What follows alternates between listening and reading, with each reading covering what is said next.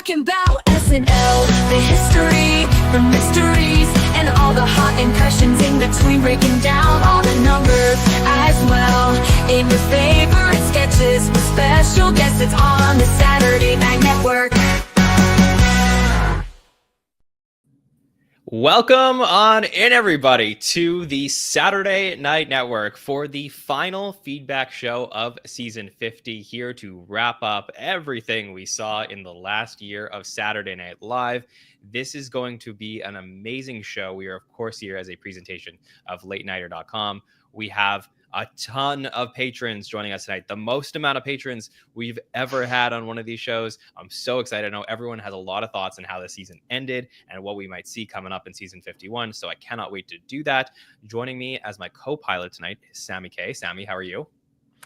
John, I'm doing well. Very, very excited to be here. You told me just before we started that I was on the sort of season wrap-up show last year as well, so it's always fun to sort of look back at everything that we had this season with our patrons. And it's just, I still cannot believe, 5 years in the podcasting, talking about SNL 50 for so long, that we're finally SNL 50's in the rearview mirror. So it's excited to reflect on that with the patrons.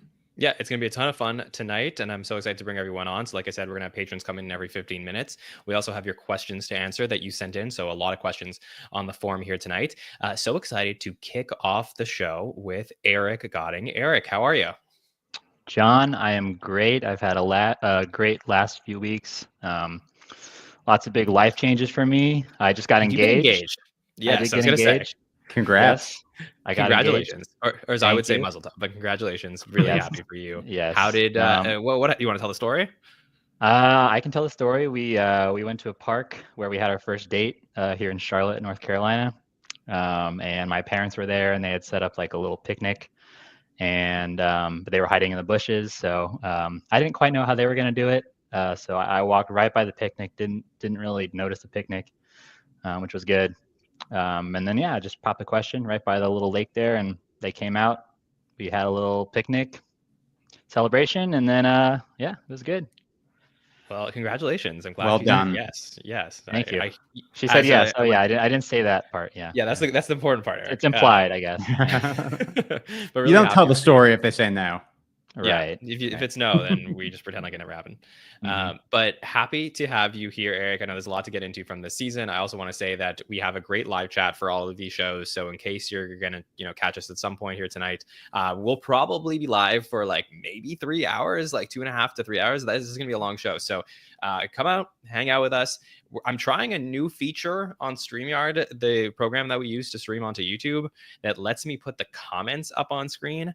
No promises for every episode, but I think it's kind of fun to be able to see them on screen. So in the bottom right corner. So if you want to get something onto the show, you can chat over there. So we'll test out this new feature and other stuff as we get into things over the summer. Obviously, a very busy week at the podcast last week, where we had our final roundtable, final by the number show, which was this marathon show that we did almost 4 hours with Mike and Bill. And then we had our SNL stories with Tim Kazurinsky. So all of those are available in the archives. We have our show here tonight, trying to see if I can get any more interviews before everyone sort of moves on for the summer. And then next week we are starting our countdown of the greatest SNL episodes of all time. So the poll is out now on Patreon for all our patrons to vote. Eric, have you voted yet? I have not voted yet. I am trying to compile the best 50 episodes that I possibly can, and it's going to take a while. So it might come down to the wire, but it'll be there. Okay, so you have until Friday, 4 Eastern, to fill out that form. Okay. We count all of our patrons and all the podcasters of the forum. We count you for like 3 or 4 times the amount that we get on social media. So if you really want to influence the vote, fill it out. Make sure to do that by Friday. Otherwise, if you are one of our regular beautiful listeners, you can always fill us out on social media. The votes still count, just not as much, but they still count. So we definitely want to see your votes out there for that. And then Bill and I will be live every Monday night starting next week, all the way through to season 51 to reveal that countdown. And I have one more exclusive piece of news for you both. So Eric, Sammy, it's been a long time. People have been waiting. People have been asking, when is everything you need to know about Saturday Night Live coming back? We've released 20 seasons so far. We have more in the can. Very excited to announce that 10 days from now, Thursday, June 12th, we will be back with everything you need to know about SNL season 21. So getting very close. Pumped to share that with all of you. Really looking forward to talking about season 21. It's a great season to revisit. So hope you enjoyed that. All right, Eric, thanks for bearing with me as I started off the show here tonight. I want to give you all the time that you need to tell me what you thought of season 50 as it wrapped up and anything else you want to talk about here. Yeah. Well, I think I really like season 50 as a whole. It seemed like a very surprisingly experimental season for what it was. Obviously, we saw like a lot of celebrity cameos, a lot of former cast, and then we had the Big 50 celebration. But between all that, I feel like we had a lot of episodes where they were sort of breaking the format, or at least revisiting sort of ways in which they had broken the format in the past, but they hadn't done in a while. That said, I feel like these last 3 episodes didn't do that quite as much. They kind of felt more like common fare SNL episodes. Weren't bad by any means, but I don't think any of these past 3 episodes were like super stellar. So kind of ended on a note that I wasn't too happy with, but looking back on the whole season, I think overall it was a good one. Okay, so you sort of feel like the last 3 went out with a whimper, though, despite the good one? Whimper is such a harsh term, but yeah, Okay. Maybe a little bit. I understand that. No, that was definitely a sentiment that I saw. I felt like the Quinta one maybe a little bit better than Goggins and Scarlett. Sammy, what do you think? How did the season end? It's so interesting that you say that, Eric, because I'm still like sort of grappling with my feelings for how we left season 50. And I think you sort of nailed some of the feelings I felt as well. I felt that the last run of show for me, I mean, from a hosting booking perspective, like I was so excited. I thought like they were all great choices. And I'd have to go back to the Quinta episode. I think overall that was a successful episode, but I felt that, yeah, for me, my expectations for Goggins and ScarJo were pretty high, and I felt like they both did a good job. But I did feel like, it was such a long season. Like it really did feel like the longest season and the most sort of jam-packed with stuff sort of, outside of like the canon episodes with like all the 50th stuff, that I do feel like sort of that last run of show, suffered from it a little bit. And still everything with the finale still, being kind of weird with everything, not getting a definitive closure to certain things, just made it all feel a little weird. So I haven't revisited the ScarJo episode since I watched it live, so I'd be curious how it plays on a rewatch. But yeah, I kind of echo some of those sentiments that you're feeling, Eric. Yeah, so I kind of agree as well. I think the Scarlett Johansson episode was like kind of fun for me, but the weight of it maybe took away from the actual enjoyment of it. And that's something that I like wonder if on a rewatch, knowing that no one was going to announce their departure. I mean, I did watch it the day after, but like with some more time, I'll feel better about that finale. Like, I don't think it was one of the worst finales we've seen. And Goggins, I think, was a really strong host. So I just think it was a more fascinating final 3 episodes to look at that, as Eric said, in a very experimental season, another like weird, everything was kind of weird, but it's fun to break down when you get some weird stuff. So Eric, I would love to know, what do you want to talk about here tonight to kick off our show? Yeah, I had a little quiz for you guys if you're interested in taking it. So I've just today pulled all the YouTube stats for the season.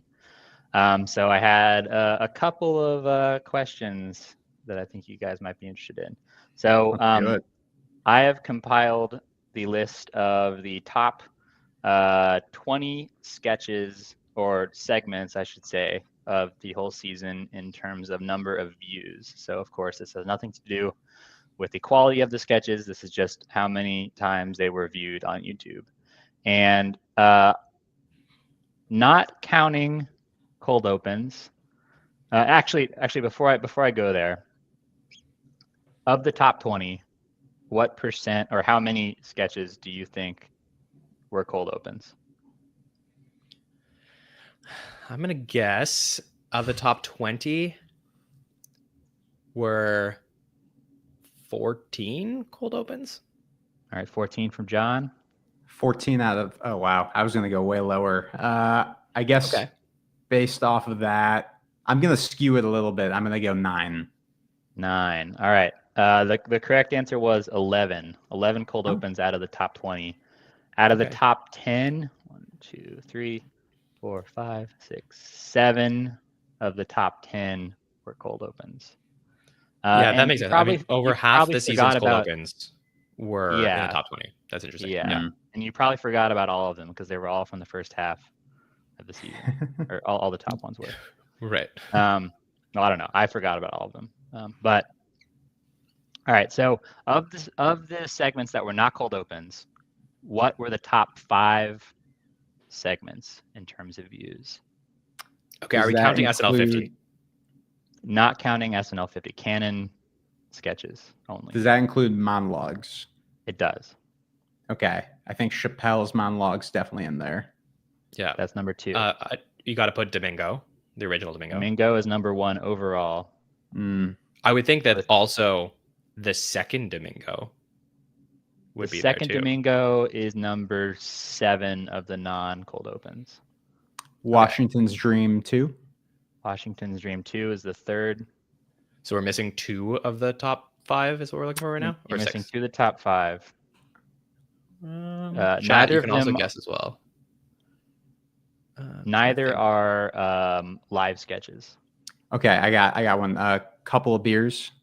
Couple of Beers is number 5. You might not get number 4 because it's not like an entire segment. They've sort of split something out from. Is it Joke Swap? It is Joke Swap. Christmas Joke Ah. Swap. There you go. Just- That's okay. the top 5. Shooting buckets over here. There you go. Yeah, crushing it. Sammy with his YouTube numbers. I don't think there's any surprises there, really. No. Couple of Beers is a little surprising. I think there was probably better stuff from that episode. I don't know, maybe not. I kind of confuse it with the first Shane Gillis episode. I like that pre-tape a lot, and I feel like it sort of slots into sort of the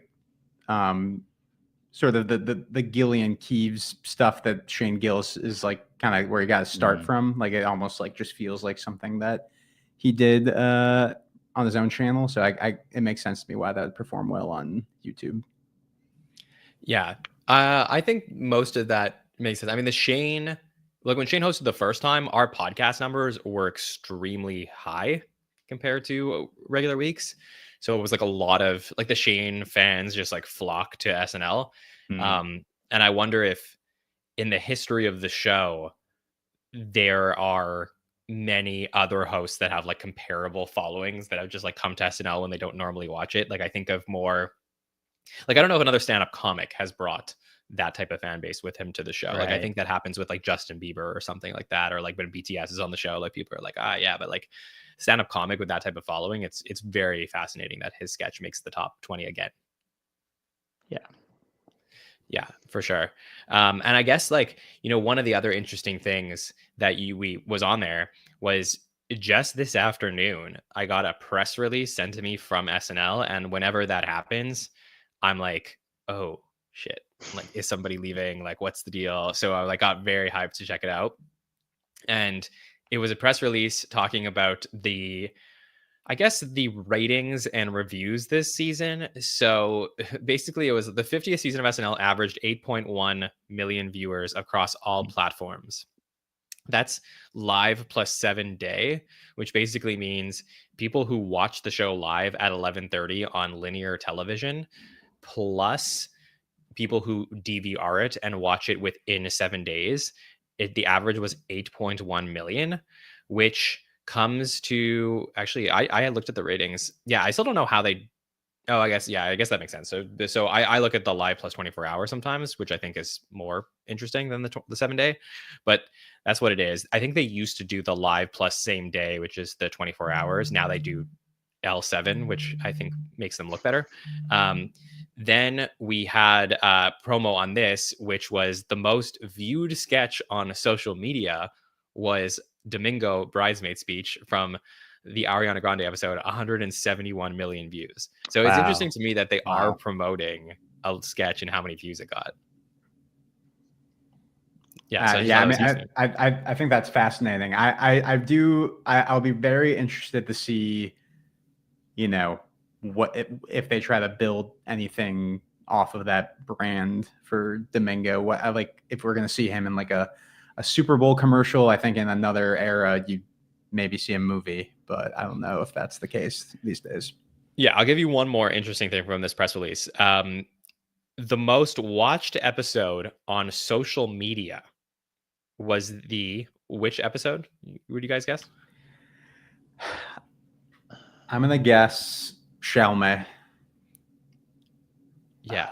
It's interesting the way they worded this. The most watched episode on social media. I guess I would have gone Gillis, but... Okay. It was also Ariana Grande.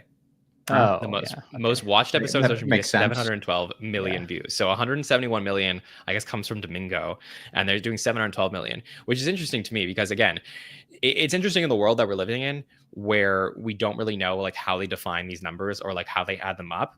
But the 712 million must also include like TikTok views, right? And then like which platforms they count and which platforms they don't. So I just find the whole thing really interesting when looking at like what they define success as.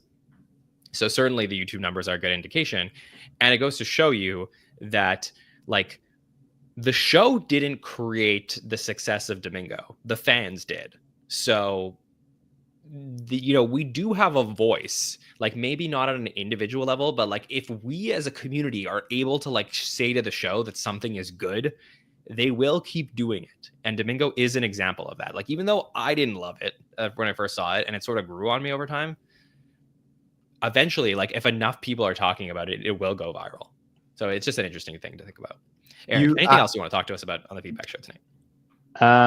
No, nothing else I had to bring. I did just quickly crunch the numbers, and Ariana Grande does have the most views, the most average views for non-cold open monologue or weekend update sketches. But I mean, obviously that's heavily skewed by the Domingo sketch. So yeah, but I think like Castrati and Best Friend's House and maybe a couple others were also really high up there for her. So she definitely brought it.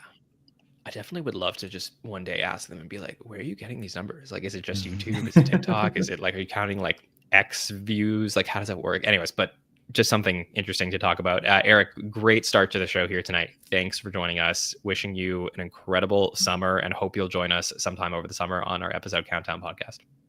Yeah, great to chat, you guys. Have a great rest of the episode. Thanks, Eric. And congratulations again. Enjoy your engagement. Congrats. Yes. Yeah. Sammy, I did not mean to interrupt you before. Did you want to say something before we're going? Yeah. Now I'm trying to remember what I was going to say. Oh, no. I think just going back to the conversation about sort of, SNL fans being the ones to sort of push Domingo. Like, I'm curious if you like, I guess like expanding on that, like, do you think that, or is it really like, for me, I think with Domingo, obviously it starts with an SNL fan, like taking that sort of soundbite and putting it on TikTok. But I just remember I was on the Hot Take show. I think I was like, I was positive on Domingo. I remember for the Ariana Grande episode, and I was not saying it's going to be like a huge viral thing, but I felt like there was something there. And then like a week or two later, I was like at standing up at my friend's wedding, and like it was the first time I had heard that like they were like using that as a TikTok sound. Like they were like the bridesmaids were like doing that. So like I do want, like, I guess that sort of got away from me, but like I do feel like it's the sort of, to me, like the sound bite itself really like catching fire. Like, and I'd be curious like how many people really knew it was from SNL. Like at first. Yeah, that's interesting. I definitely want to bring in our next couple of patrons who are going to be joining us for this section of the show. I'll get their opinion on this as well, because I definitely have some thoughts. And I guess, we did a lot of Domingo talk at the beginning of the season, but it's worth doing as we wrap up the season, because it's still probably the most fascinating portion of the season and thing that developed from SNL 50. So let's bring in our friends. We got Ian here, and we got Will joining us at the 8 o'clock hour. So Will, how are you? Doing great, John. It's good to see you. Good to see you, Sammy and Ian. Great to be back. Thanks for having me.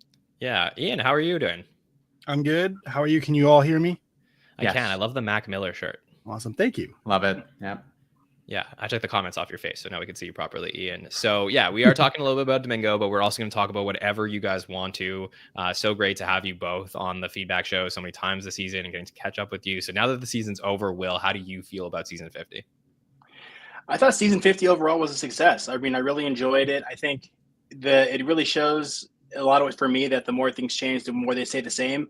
You kind of hope that there's going to be every episode's going to be an absolute banger, but that's just not the case, as it's never been the case for any season of SNL. But I thought that the energy, the excitement around the season was good. It sounds like it's been one of the most highly viewed seasons in years. Overall, from a consistency standpoint, year episode to episode. So I thought that it was a really great combination of celebrating the past, kind of ushering into the future, and then being able to get some new fresh takes in different iterations of the show in the past. So I really enjoyed it overall, as I usually do every single season, but was happy that it seems to have been a success overall, and other people got a chance to experience it as well outside the super fans.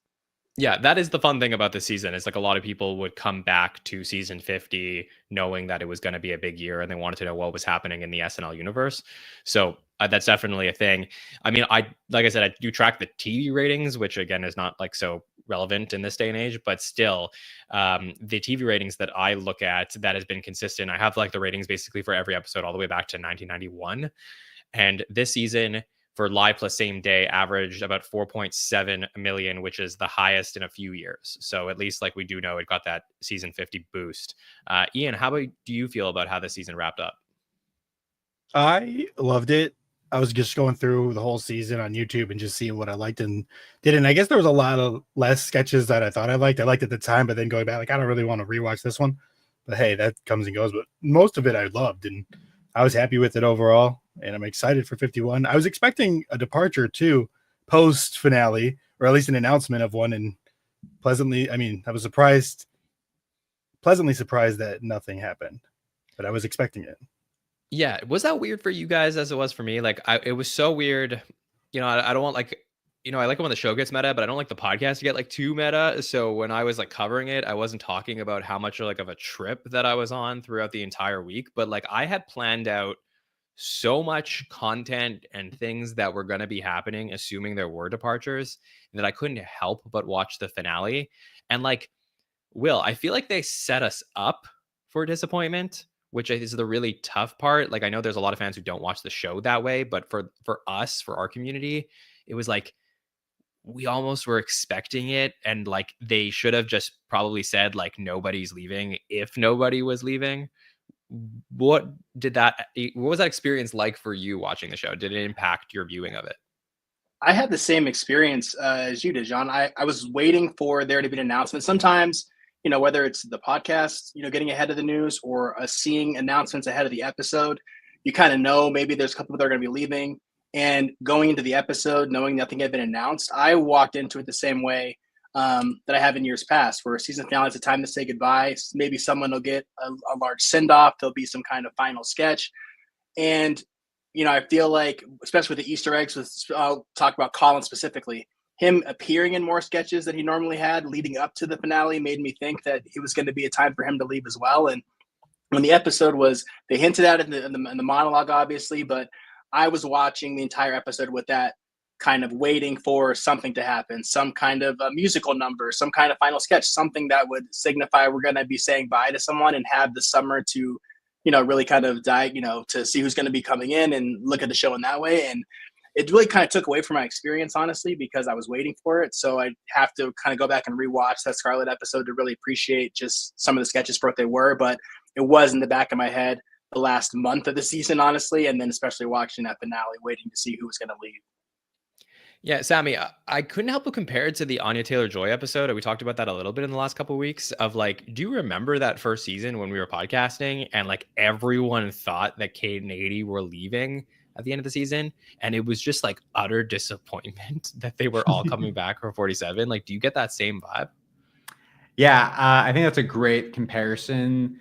And especially just with it being season 50, I think it was like very similar to the whole sort of COVID thing where it's like, okay, like we've gotten to this point where, maybe they're asking, certain cast members just to stay and like see through, a certain milestone or challenge or something that is going on with the show. So yeah, I mean, I'd be very surprised if we get to the fall and nobody leaves. Like, and granted, there could be somebody who's, a fresher face to the cast. Like, I guess it makes sense if they leave, you're not going to get a big goodbye for them. But, it was a little disappointing to not have a real sort of goodbye for Beck in that season, even though I do love that Vin Diesel sketch. So it's like, okay, it kind of counts. Not that everyone needs like a huge fan. But we didn't know that at the time. Right. Yeah. We didn't know that at the time. So we podcasted about every sketch and we were like, that was a weird way they ended the season. Like nobody was saying anything about it. And as a big movie guy, I was like, oh, I'm all about this AMC Theaters promo. But so it's very strange. I am curious.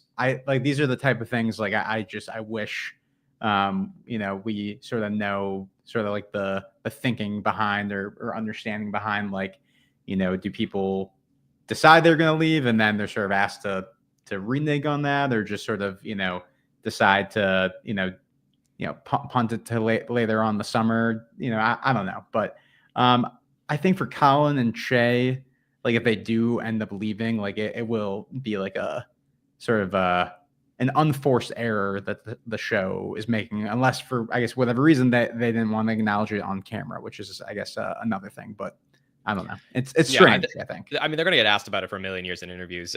Ian, is there anything you want to talk about from what you saw towards the end of season 50 or SNL in general? Well, I just wanted to add to the topic of like what we were all expecting. Now, do you think that leads for a possible mid-season departure from anybody? Like how like Cecily left mid-season, and I just don't see why. Like, I think the thing with Cecily was that people did leave at the end of 47, and Lorne like essentially begs Cecily to like stay on at the beginning of 48 so that there's a smooth transition with the 4 newbies that they bring in. Unless we're seeing a ton of people leave in August, then I could see like, okay, maybe a Mikey would stay for a few months and then go at Christmas. But like right now, when the total is 0, I think it would just be like highly unusual for someone to leave mid-season. And I think the answer is that like, I don't think we're going to hear anything in June or July. So like you SNL fans, you can go off on vacation. Like, I don't think you're missing news. I'd be pretty surprised. I think towards the end of July, beginning August, like when contracts get renewed, when like they start planning season 51, I do think that's the time where news might start to leak. That's when we found out that Punky wasn't coming back, and then Molly the day after that. So like, I think that those things would tend to happen then. So we're probably in a bit of a safe zone. I think that's the next big date to watch for. Will, what about you? Anything you want to talk about from season 50 or SNL in general? Yeah, I mean, I guess overall, I guess if we're talking through the season and ending, any, I guess, highlights or things that you feel like, not just this summer, but 5 years from now, 10 years from now, outside of the anniversary special, that will stick out to you from season 50 that are on your mind?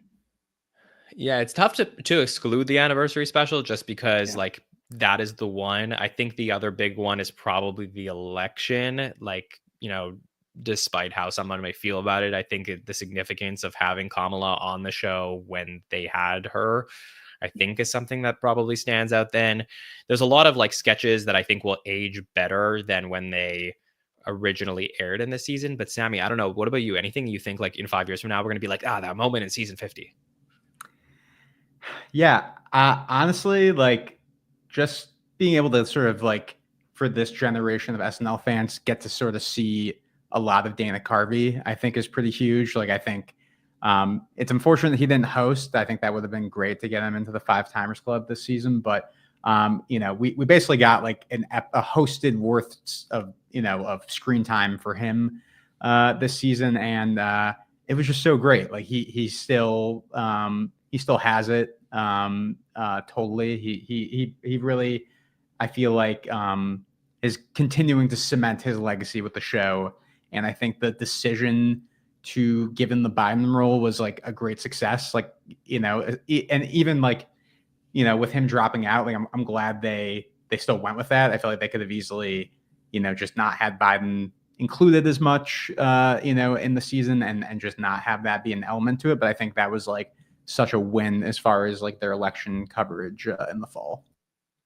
Yeah, that's totally true. Like people like Maya and Andy and stuff, like they'll have time to come back. Like you got to think in season 50, who are the people like we may never get again? Like there is a chance like Dana Carvey just like never appears on SNL again, like due to age and like just circumstance, like it just may not happen. And like to get him for as much as we did, I think was great. Especially when you have people like, Phil cannot appear anymore. Bill Hader like doesn't seem to want to appear anymore. So like, you're talking about one of the all-time greats here coming back. I think that was a huge moment for the show. But I'll throw the question right back at you, Will. Anything that you think in a few years' time, you'll be like, I remember that moment from season 50. Yeah, I think you guys covered the big ones, and which is nice having it be a celebration with, Carvey coming back and then also the election being an election year. I think there's a lot of promise too. It's hard to tell exactly who it will be, but I'm really high on the new cast members that came in this year. I would be surprised if, of the three that came in this year, that some have still around and doing really well and have kind of taken that like a lead role in the cast in a few years from now.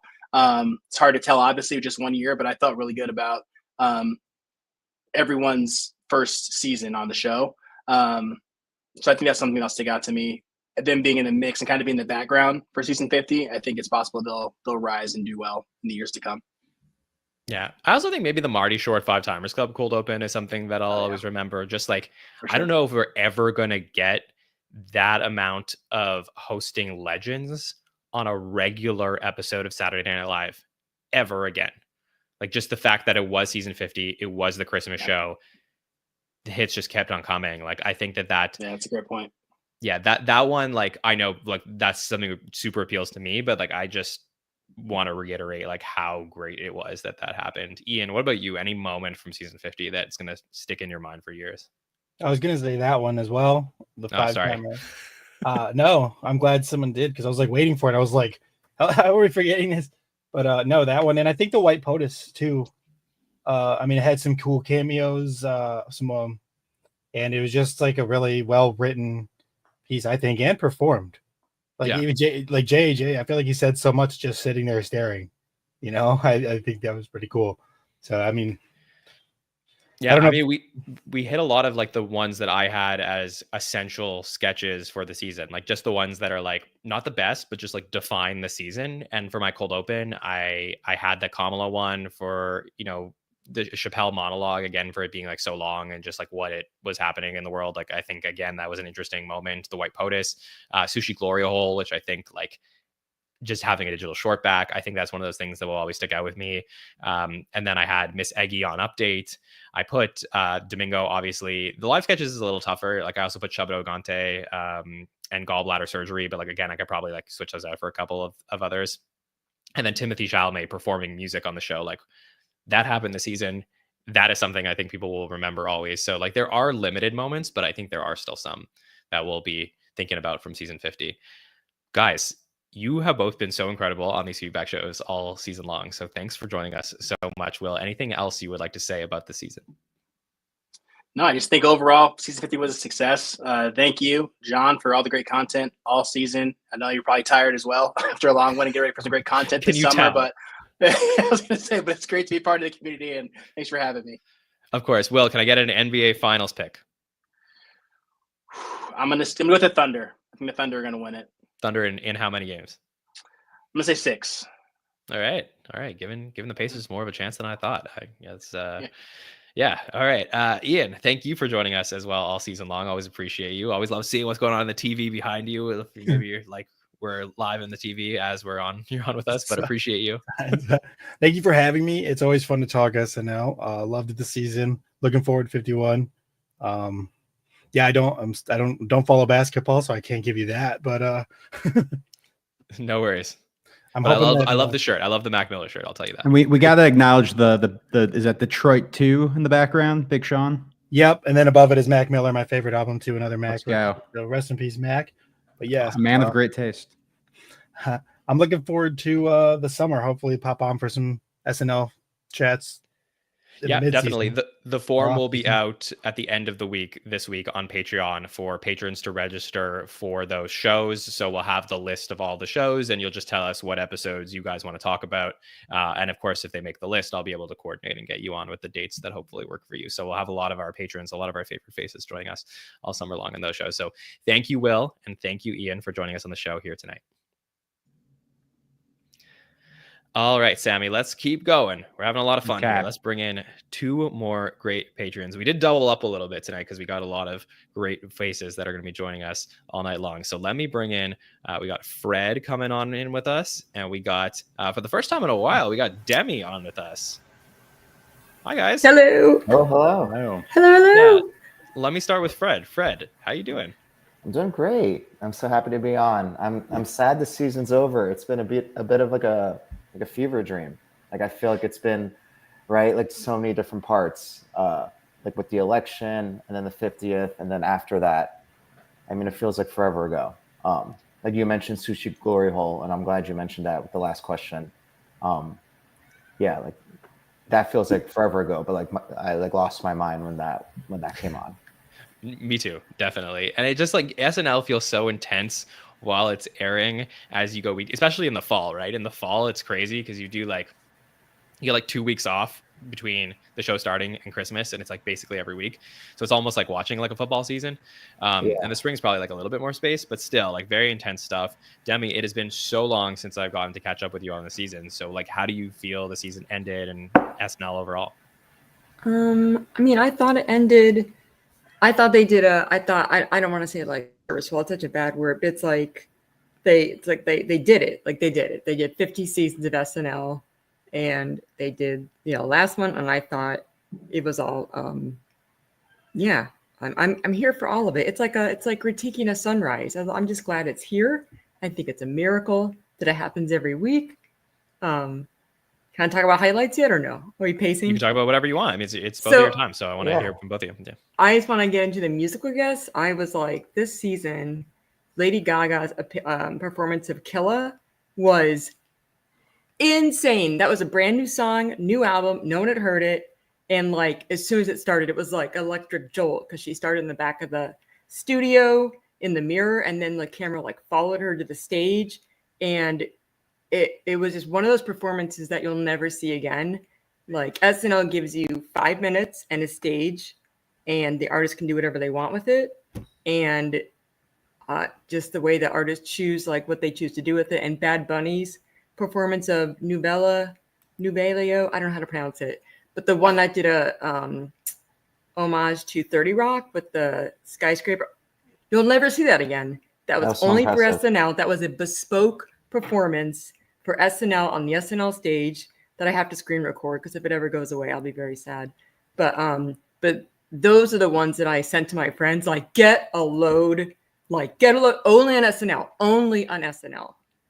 Yeah, I agree. Honestly, I said last week that I feel like the booking or the talent department at the show did a really good job this season. Like maybe not everything 100%. was a home run in terms of like how they produced on the show or all the performances, but I feel like they made their best effort to get like a good range of music. Like if you're a fan of music in general, like I feel like you were winning this season, just getting like all of the different types of performers, people like new performers, Elton John and Brandy Carlisle, like Timothee Chalamet performing. Like there's just like a lot of really Stevie cool Nicks. things. Yeah, it was like, it wasn't all legends, but like, and I think like across the board, people seem to feel that the homecoming concert was like the greatest concert ever. I watched it twice all the way through. It was and you were there, John. You were there.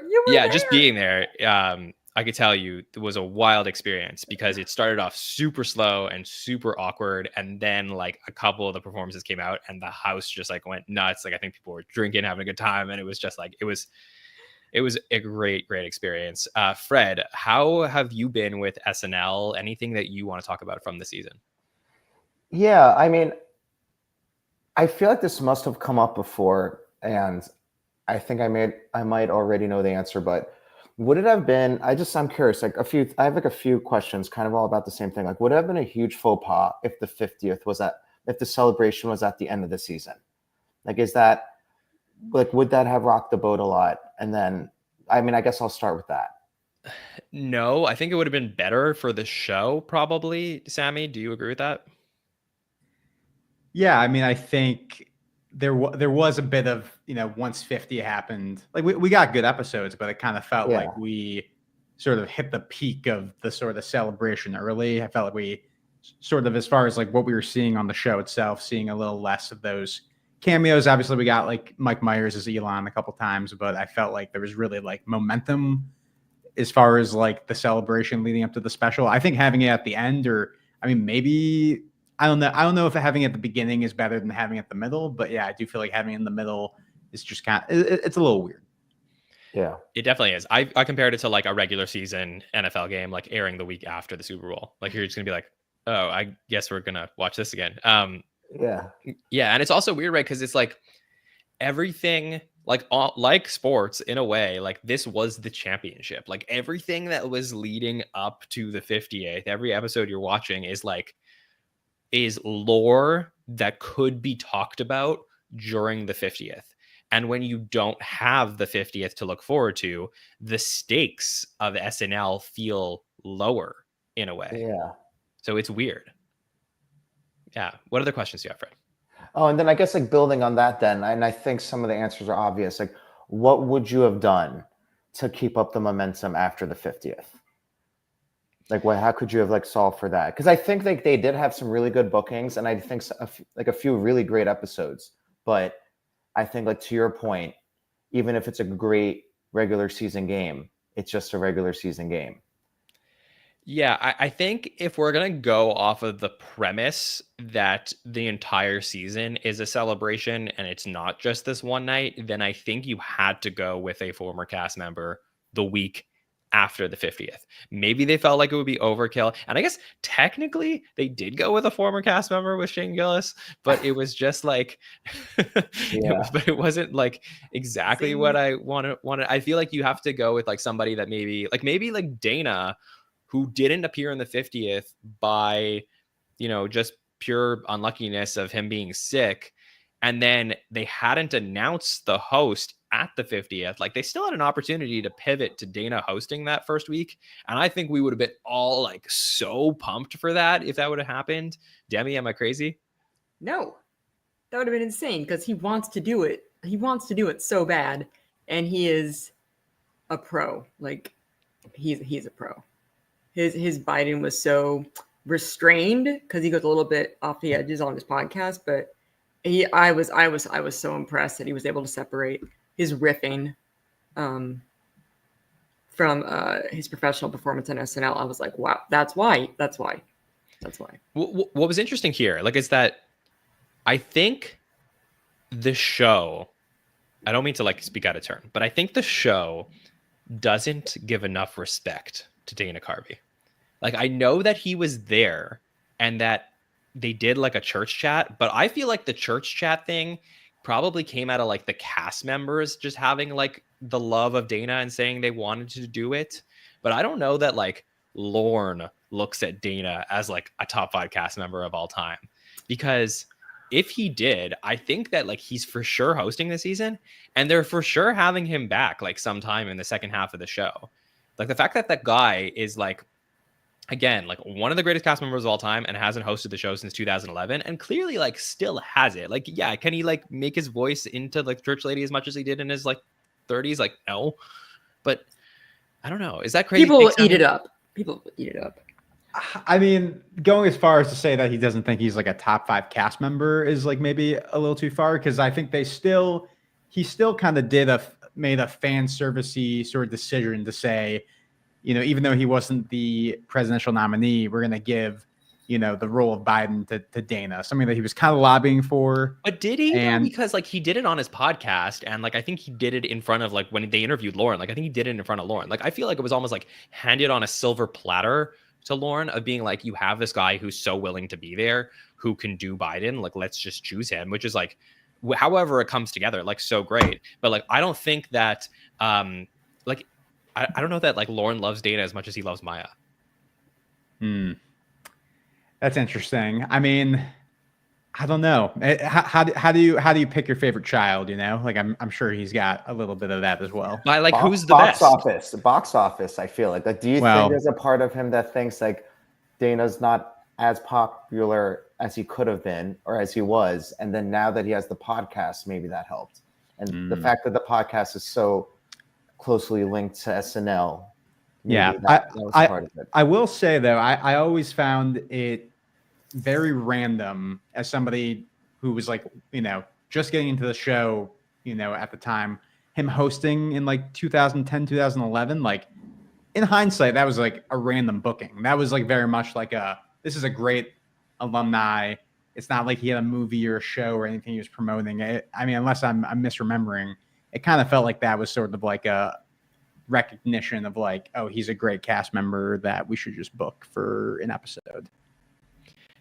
You're probably right. It's just like 2011. Was it 2011, right? 2011 so. Was a long time ago.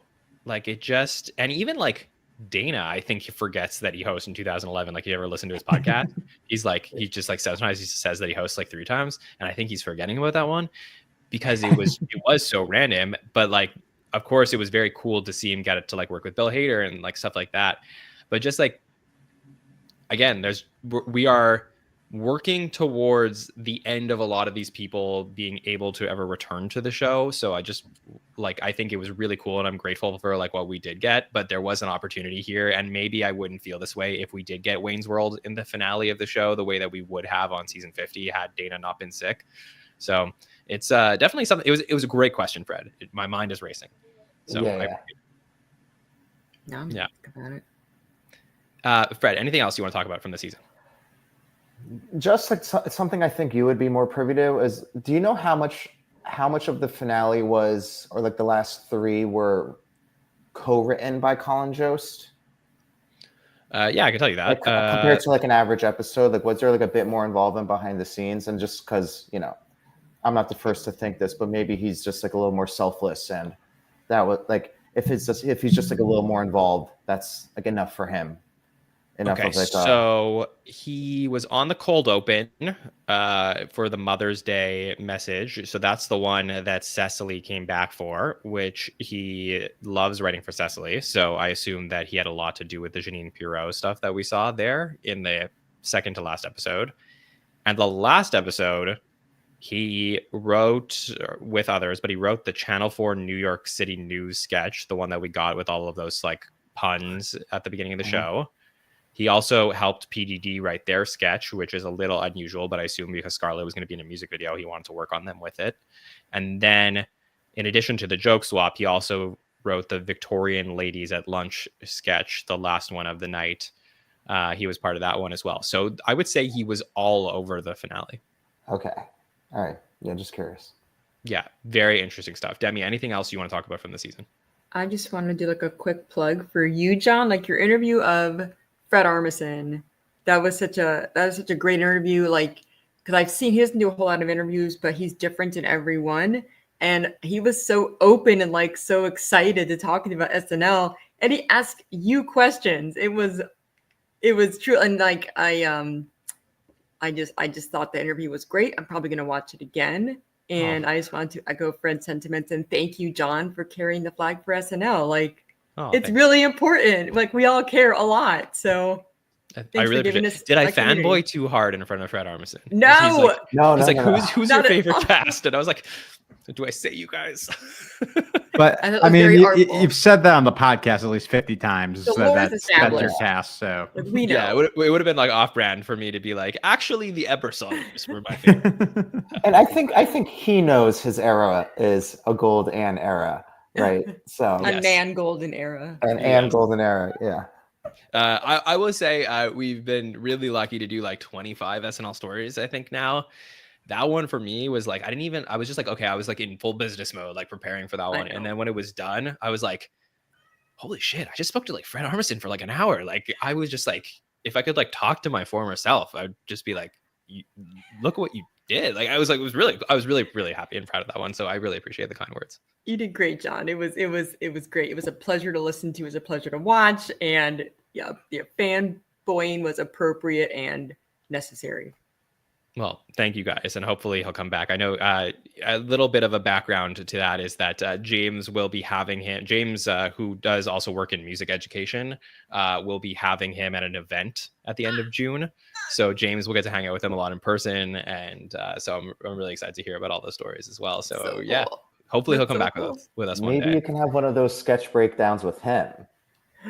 I definitely would love to get him on a round table. Like a round table, yeah, something. Yeah, that I don't know if you guys like had any thoughts about the Punky like joining us for the round table, or like how that worked, or anyone in the chat like wants to say anything. But like that is like something I've definitely been playing with. Like as we get bigger one day, hopefully, we can continue to have alumni of the show join us on like recaps and analysis without them feeling like they're talking badly about the show. So like I'm trying to find the most artful way to do that down the road, sort of the way that ESPN has like former athletes on their shows talking about the game.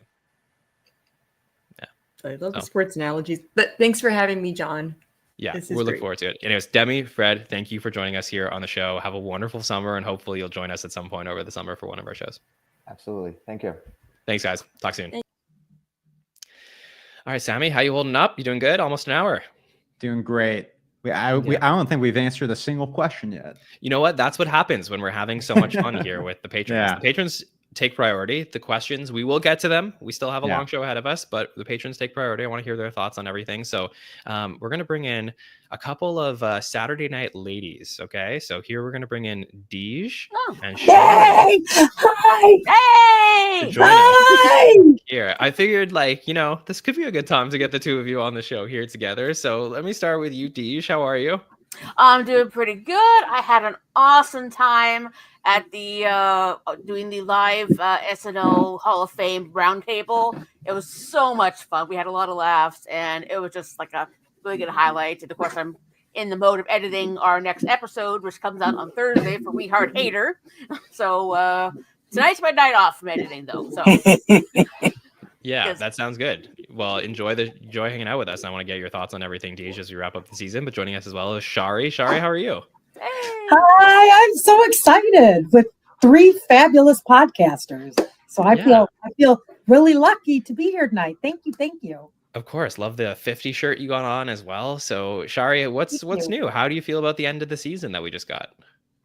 Oh, like everybody feels, right? It's bittersweet. I mean, everybody's ready for summer on this part of the world. I guess most of us are getting ready for summer, but then we're all sad because October, end of September.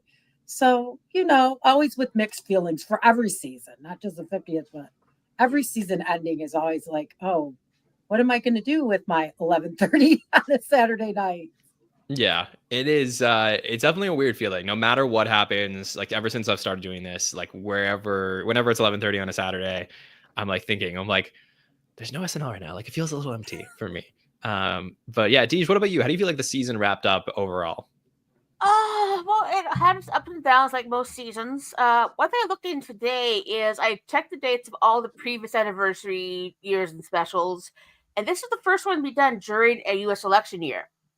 And what I feel, and somebody might as well, is that because I had to get so much political stuff at the beginning of the season, I think that really kind of overtook the whole 50th anniversary element of it. So it kind of overshadowed things, which also led to the cameos are great. Don't get me wrong. When when Sandberg came out as yeah. Yeah, you know what I mean. When I said kind of, I was like, I was like screaming. Doug, of course, Doug. But a lot of that has been at the detriment to the cast members, which is why there's a lot of people not getting a lot of stuff on. So there's a lot of things that kind of just distract from the whole 50th anniversary of it all, at least for me. Yeah, that does make sense. So, Shari, was there anything you wanted to talk about from the season or ask us about?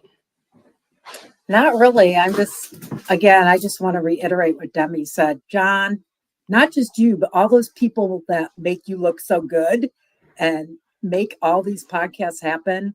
Like, I'm just starting to learn about the podcast world. I have so much respect for all of you. It is hard work. It is no joke. And I just really appreciate the time that you all spend. That's you too, Dej. And you too, Sammy. Yes, I do tend to reply to your messages, so I haven't forgotten you. I mean, I really appreciate it because I'm a giant nerd and this is my thing. So to have somewhere to go and have people who don't think I'm a total dork because I'm obsessed with, something the way that I am. It's awesome. So thank you. And thank everybody in the chat too. It's just nice. It's just really nice to have a community that gets me because it's taken a long time. You're a wonderful member of our community, so I'm really happy to this have was you. the shirt I wore my first appearance on the Patreon show.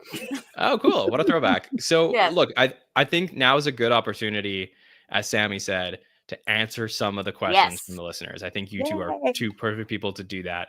So let's throw some questions your way. Let's start with this one here from let's take this one from Tran Kwong, who wrote to us on Instagram, said, which former cast member who hasn't hosted SNL would you like to see host in season 51? So we actually only got 2 former cast members host in season 50, Chris Rock and Marty Short, who had both hosted before.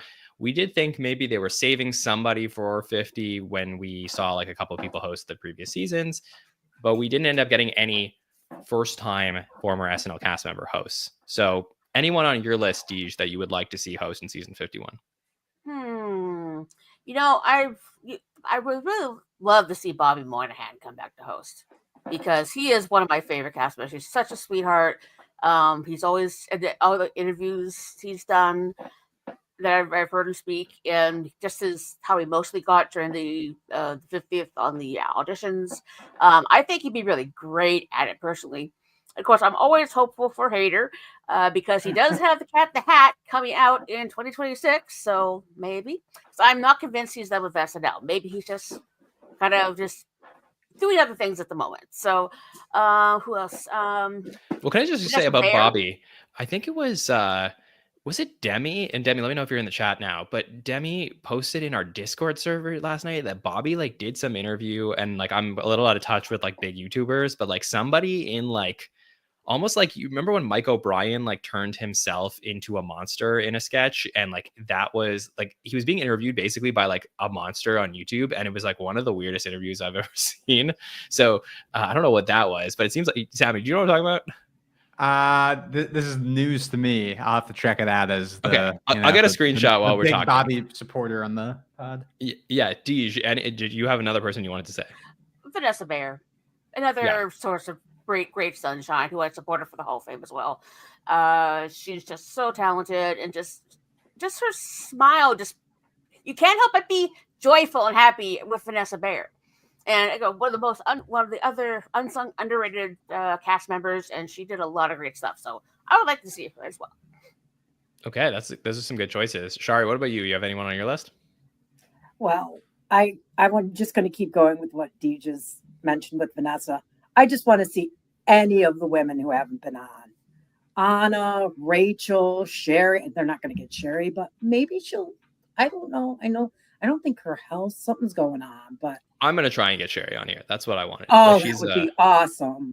Yeah, I've been working. Like, I'm really thinking that is like somebody we need to get at some point soon to show some love to her. Yeah, any of the women. I'm a big Anna Gasteyer fan. I love Rachel Dratch. One of my friends, like that I've met through my workout community, which is my other big thing, actually babysat Rachel Dratch's kids so she could go to the 40th, 10 years ago. How wild is that? That is very wild. Okay. Yeah. So Sammy, do you know what is going on here? I just right after you mentioned it, I just looked it up. No, I'm not. I haven't reached this corner of YouTube yet, but I'm sure I'm close. But yeah, anyways, I tried to listen. I tried to listen to a few minutes of this podcast. I should properly shut them up. But Necro Goblikon, but they were having like a serious SNL conversation between Bobby and the Goblin that is here. So, anyways, that was posted in the Discord server yesterday. I was laughing a lot about that. Yes. All right. So let's keep. Yeah, we gotta get the Goblin on the pod. Let's take some more questions. All right, this one's from Fred, who joined us earlier. Fred asks, do you think that grand send-offs for cast members have become too much of a norm and losing its appeal? How would you feel if some send-offs were mid-season, like with Cecily? So let's take the first part of that question, because I think it's interesting.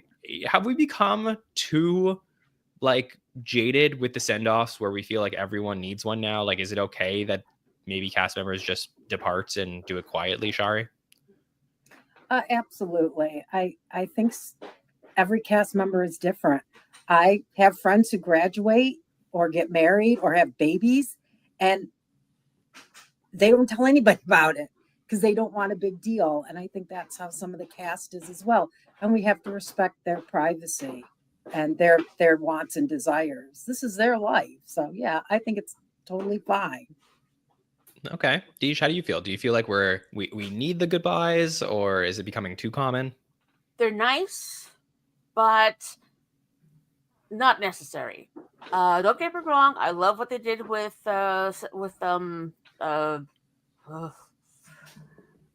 sorry, old brain. Kristen, maybe? Effect here. Yes, Kristen Wiig.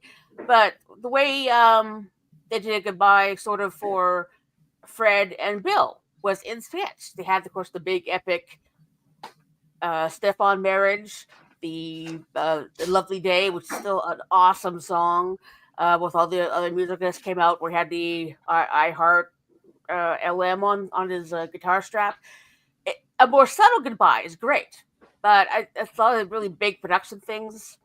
Again, they're nice, but I can sort of see why Lauren doesn't really want them too much, because they can kind of just creates an expectation, which creates us being sort of not happy, especially with what happened at the end of this year, because people could still be in negotiation or undecided. They just maybe just didn't know what they wanted to do at the end of the season. So we're not inside their lives, so it's kind of hard to know.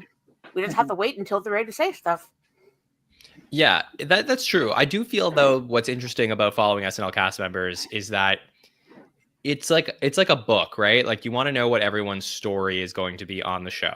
Like, there's so many alternatives that could occur with a cast member when they first join the show. They could be a 1-season bust. They could be on for a few seasons and then leave and end up becoming the biggest movie star in the world. They can end up being one of the greatest cast members ever. Like, the possibilities are endless, right? And I think when we don't know what the end of the story is and we feel like it's coming soon, is a little bit hard as an SNL fan who's like so into what's happening. And I think that all of the people who did get goodbyes, it adds like something special to their legacy on the show, whether they want it to be or not. Like the fact that Phil Hartman, who to me is the greatest cast member of all time, had that special moment as his goodbye and was really like the first big goodbye, I think it creates like a legacy that the people who get it after are of Phil's status. You get that with Will Ferrell, who could easily be number 1, 2, or 3 on somebody's list. You get it with Bill Hader. You get it with Kristen Wiig. Like, for me, like Phil, Bill, Will, and Kristen were like my Mount Rushmore cast members, and they all had goodbye moments. And I think that those probably factored in, Sammy. So how do you feel about all this? Yeah, it's interesting. I think with this particular season, I don't know. We keep talking about how this is like the ensemble era of the show. And I think what I think that really means is that I think this sort of iteration of the show has not fully found its form. And I think there's like, I still feel like we're still in the midst of this transition that's kind of been a prolonged transition from the Kate Cecily era. And I think just because of the size of the cast right now, we sort of want to be able to see a new iteration of Weekend Update and sort of see some changes. So I think for me, like going back to like this finale, like it's not even that I needed necessarily like a huge goodbye for certain people. It's just like, I guess as a fan of the show, I want to sort of get a better understanding that there's sort of a plan. There's something that's sort of in motion. And then after the finale, when we don't necessarily get all those answers, we get like in an interview, Keaton saying like, oh, there's gonna be a lot of changes next year. It's like, is that just, Keaton saying something or what does that mean? Exactly. So it's just like, I think it's like, I don't know. I know like the question itself is just like, do we want these grand send-offs or whatever? But like, I think like for what I think a lot of fans right now, I think maybe are feeling similar to me is like, we just kind of want to know like what's going on, like what's happening. So, yeah. That article was bizarre to me. And I think it just came out of, I think the truth is it probably came out of an interview that he was doing that was like, I know that 50 was special, so 51 will likely look different. But for me, I thought it was just like weird timing to say that right after nothing happened. It's like read the room just a little bit. But anyways, I don't know. Shari, is there anything else that you would like to talk about? No, this was a lot of fun. Thank you. And I'm so happy to meet Sammy. I feel like I already know you. And we're in the same state. So yay. Okay, Michigan. nice. And, Great to meet you as well. And great to see Dej. Yes. And hopefully we're gonna have a collaboration in the next It is definitely in the works. month Yes. or so. So Yeah, that's very exciting. Do you want to give me before, because I know that I think Jamie JD from the SNL Hall of Fame is going to be releasing the results of this season tomorrow. Do you want to give me your like final predictions of who made the cut? I can't even begin to guess. Okay. I just know that I checkboxed like everybody and was one of those. So no matter who people- makes it, you're excited. There's about only like 2 that I didn't include, so I think I'm going to be pretty happy. Yeah, Dej, what about you? Anyone that you're like gonna make it? I want sorry, old brain first writer of the One's ex-wife. Rosie Schuster? Yes, Rosie Schuster has to be on that list. It would be a crime if she is not in the Hall of Fame because she's such an important person for the show, and of course, I like to see ladies represented. Yeah, that makes sense. All right, well, Dej, anything else you wanted to say? Well, oh yeah. So speaking of Rachel Dratch, she just got cast in a series for NBC around that's based on around a Native American community center that was just released through Variety today. So of course, We Heart Hater. Our latest episode is coming out this Thursday. This is about a couple things he did with Above Average, which is the sort of the online end of Broadway productions. So this is a 6-part series called The Line, and part of a series, The Front Desk, where he plays triplets. So that's going to be a lot of fun. And of course, we're developing with Saturday Night Ladies. So during the off season, we'll be doing every other week going through, and this is going to include ladies from behind the scenes, in front of the camera, everywhere. So we're not just concentrating just on cast members. And then during the regular season, we'll be reviewing the episodes, but from a female perspective. So any ladies out there who would like to be a guest on the podcast, just email wehearthater@gmail.com. And that way we can sort of start building a roster of who we're going to have on. Because I want to get as many female voices out there for this. And Sherry, I want to get you on the podcast on a regular basis. And I couldn't think of a better person to do this with. Yay, If there's anything I can do to support you two, please let me know, because I think this is the most incredible idea. There needs to be more women talking SNL, and it definitely is much needed. So I'm always happy to have you guys on here to promote, and whatever I can do to encourage people to go watch your show. We're sisters from another mister, so 100%. Yeah, excited thank about you. that. Before you leave, do you guys want to hear what Sammy and I are doing? I mean, you just promoted a show you have coming up. You want to hear what Sammy and I are going to be doing this fall just for patrons? Yes, please. I'll tell you. We're going to have a new perk for patrons. Sammy, are you okay if I announce this now? Do it. Okay. All right. October 1st, 2005 will be 20 years ago when season 31 premiered. So Sammy and I, throughout season 51, will be doing a rewatch podcast of season 31 on the Patron feed just for the patrons. We're going to go sketch by sketch. We're going to talk through it. This was like the beginning of my high school experience to be there. So like every sketch, every moment, like I have like fond memories of like going through them all, talking about that cast. That season was monumental for the show. Sammy, I know that season meant a lot to you. So I'm really excited to share this new perk with the patrons coming up next season. Yeah, no, I'm glad that we could sort of officially announce that. I'm so excited to go back to my SNL roots and look at it with my 20-year-older brain. I'm sure I'm gonna get some more references and things like that. And there's certainly gonna be sketches I've totally forgotten about. So I'm excited to get back into it. And I have an idea for the way we're going to do it. So in case you're like, well, I don't want to listen to a show about covering something for 20 years ago, I will make sure that if you are a patron, you have access to watch the episodes that we're talking about. So Sweet. someone can't see that episode, like they on Patreon, we will find a way to make it available to you to watch that, so you understand all of the references and the things we're talking about in this podcast. So that'll be coming up in just a couple months. Very excited for that. Shari, Dej, thank you so much for joining us here on the Thank show here you. tonight. Thank you. Always a pleasure. Yeah, appreciate you both, and we'll chat soon. Bye. All right, Sammy, checking in with you. How you doing? I'm good. I feel like my camera's a little blurry, but we'll. Okay, you want to give it a little thumb? I think we're good. Yeah, you're good. Got you. Yeah, we're HD? okay. Okay. I think we're okay. No, I'm doing well. It was great to chat with them, and let's keep it moving. Yeah, of course. Well, before we do that, we also have more questions we have to answer here. So why don't we just do a couple questions ourselves before we bring in some more people? All right.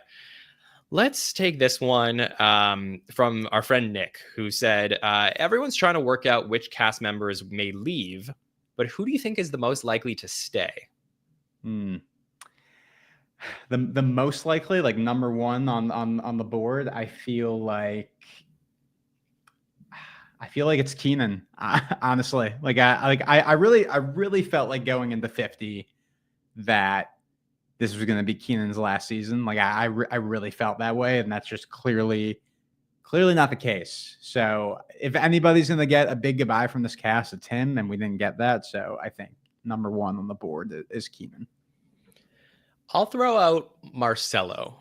I think that there is a 0% chance that Marcelo is not returning for season 51, unless he got like an opportunity to like play soccer and like went around the world or something, like some other thing where he like completely pivoted his career choice. Then I think that would be the place maybe to go for that. But I just can't see him leaving. So great question, Nick, because we're all talking about who could leave, but we never talk about who's 100% locked to stay. And you're totally right. Keaton never would have thought we would be talking about this now, but it's very interesting.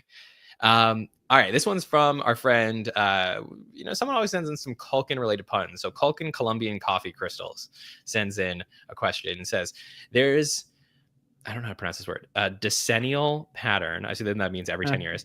There's a decennial pattern that occurs with SNL where every season ending in 1, excluding season 11, which is a big season to exclude, ranges from solid to fantastic.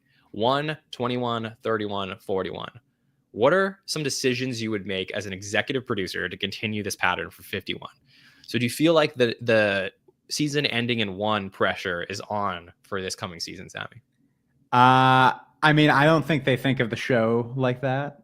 I don't think they're looking at it that way. I think they're probably just happy to get through 50. But I mean, it's an interesting coincidence. Yeah, I would say, well, first off, I will say 1 is an iconic season. I don't know that I would say it's like a fantastic season, because I think you have to factor in there's still like a lot of figuring it out. Like just because there are some like pretty epic episodes in season 1 doesn't mean that there wasn't also like Paul Simon and like Rob Reiner's episodes, like those types of things. So like season 1, I think, is a unique thing unto itself. It's legendary because it was the first, but you probably have to separate that. 11 is a dumpster fire. And then 21, I know there's a lot of fans of season 21. I think it is a good and interesting, fascinating season. Like, when else do you get a season that completely resets itself? But I don't know that I call it fantastic. I mean, you just watched it, Sammy. You watched that 21 recently. You call it fantastic? I wouldn't, but I think there's something about the sort of whiplash I got from going from 20 to 21, which maybe as well, like people watching the show live who are just, back in the 90s, who were sticking with the show, hearing all these rumors about how like this could be the last season of SNL because of like how bad 20 was. And then you get to 21 and you see Will Ferrell and Sherry O'Terry and all that. So, but I agree. Like it starts, there's better seasons in that era than 21. Totally. Sure. Like there's a lot of fun stuff there, especially you said like on a like chronological watch, but I don't know that I would call it great to fantastic. I'd say like, okay, that's a pretty good, interesting season, and they needed it obviously for the future of the show. 31, 41, those are the ones that I think are like, they're on a little bit of a one run, where 31 is obviously all-time great.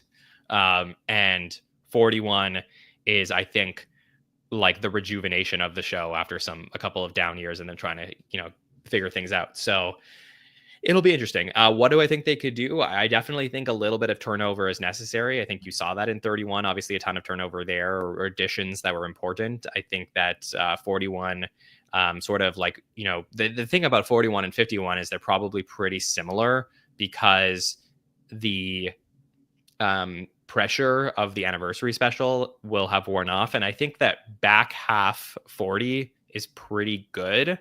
There's some good episodes in there, similar to how back half 50, I think, is pretty good with Gaga and Jack Black and, having some like episodes in there that were like really fun.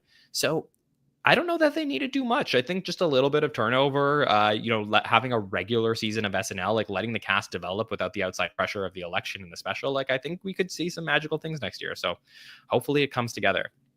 All right. I'm very excited for these next group of patrons to join us on the show here tonight. So first up, let me bring my man Max in, who has been on the show a couple times before. Max, how are you? I'm good. Can you hear me?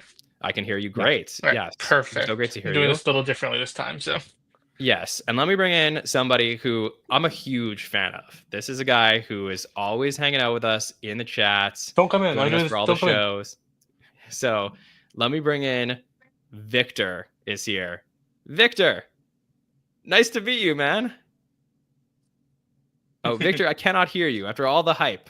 I can't hear you. So let me just make sure if you have a microphone on, let's try that. Otherwise, go into your settings, audio, make sure we can hear you in your mic. While we're waiting, just to keep the podcast going, because I definitely want to chat with you, Victor. Max, what's new, man? How do you feel about the end of the season? I feel good. I'm higher on it than I think it seems like a lot of people were. Not the Walton Goggins episode, but the Quinta episode I loved, and the Scarlett episode I think is in my top 3. Okay. wow. Oh, So, that's a pretty lot good. higher So, than some people. so all the goodbye stuff like didn't bother you at all?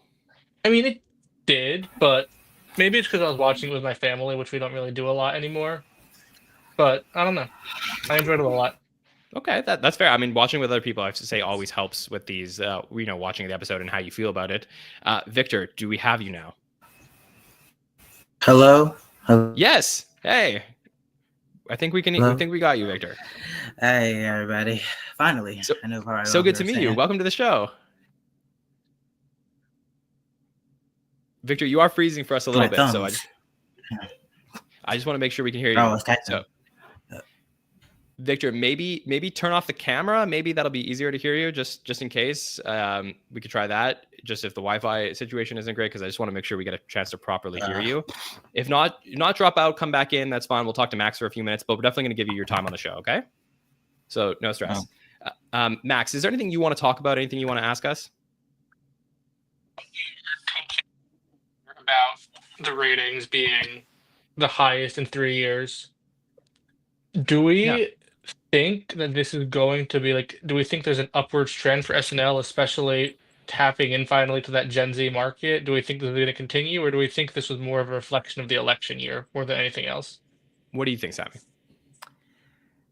That's interesting. I mean, yeah, there's definitely so much going for the season with the election and with the 50th that I think they're gonna struggle to maintain that. But I think if you're able to get to, get to like a 6 to 7 million per episode, like I think that would be considered a win. Like I'd have to look at how like sort of the other past couple seasons have been viewership wise, but I feel like you'll see a bit of a dip.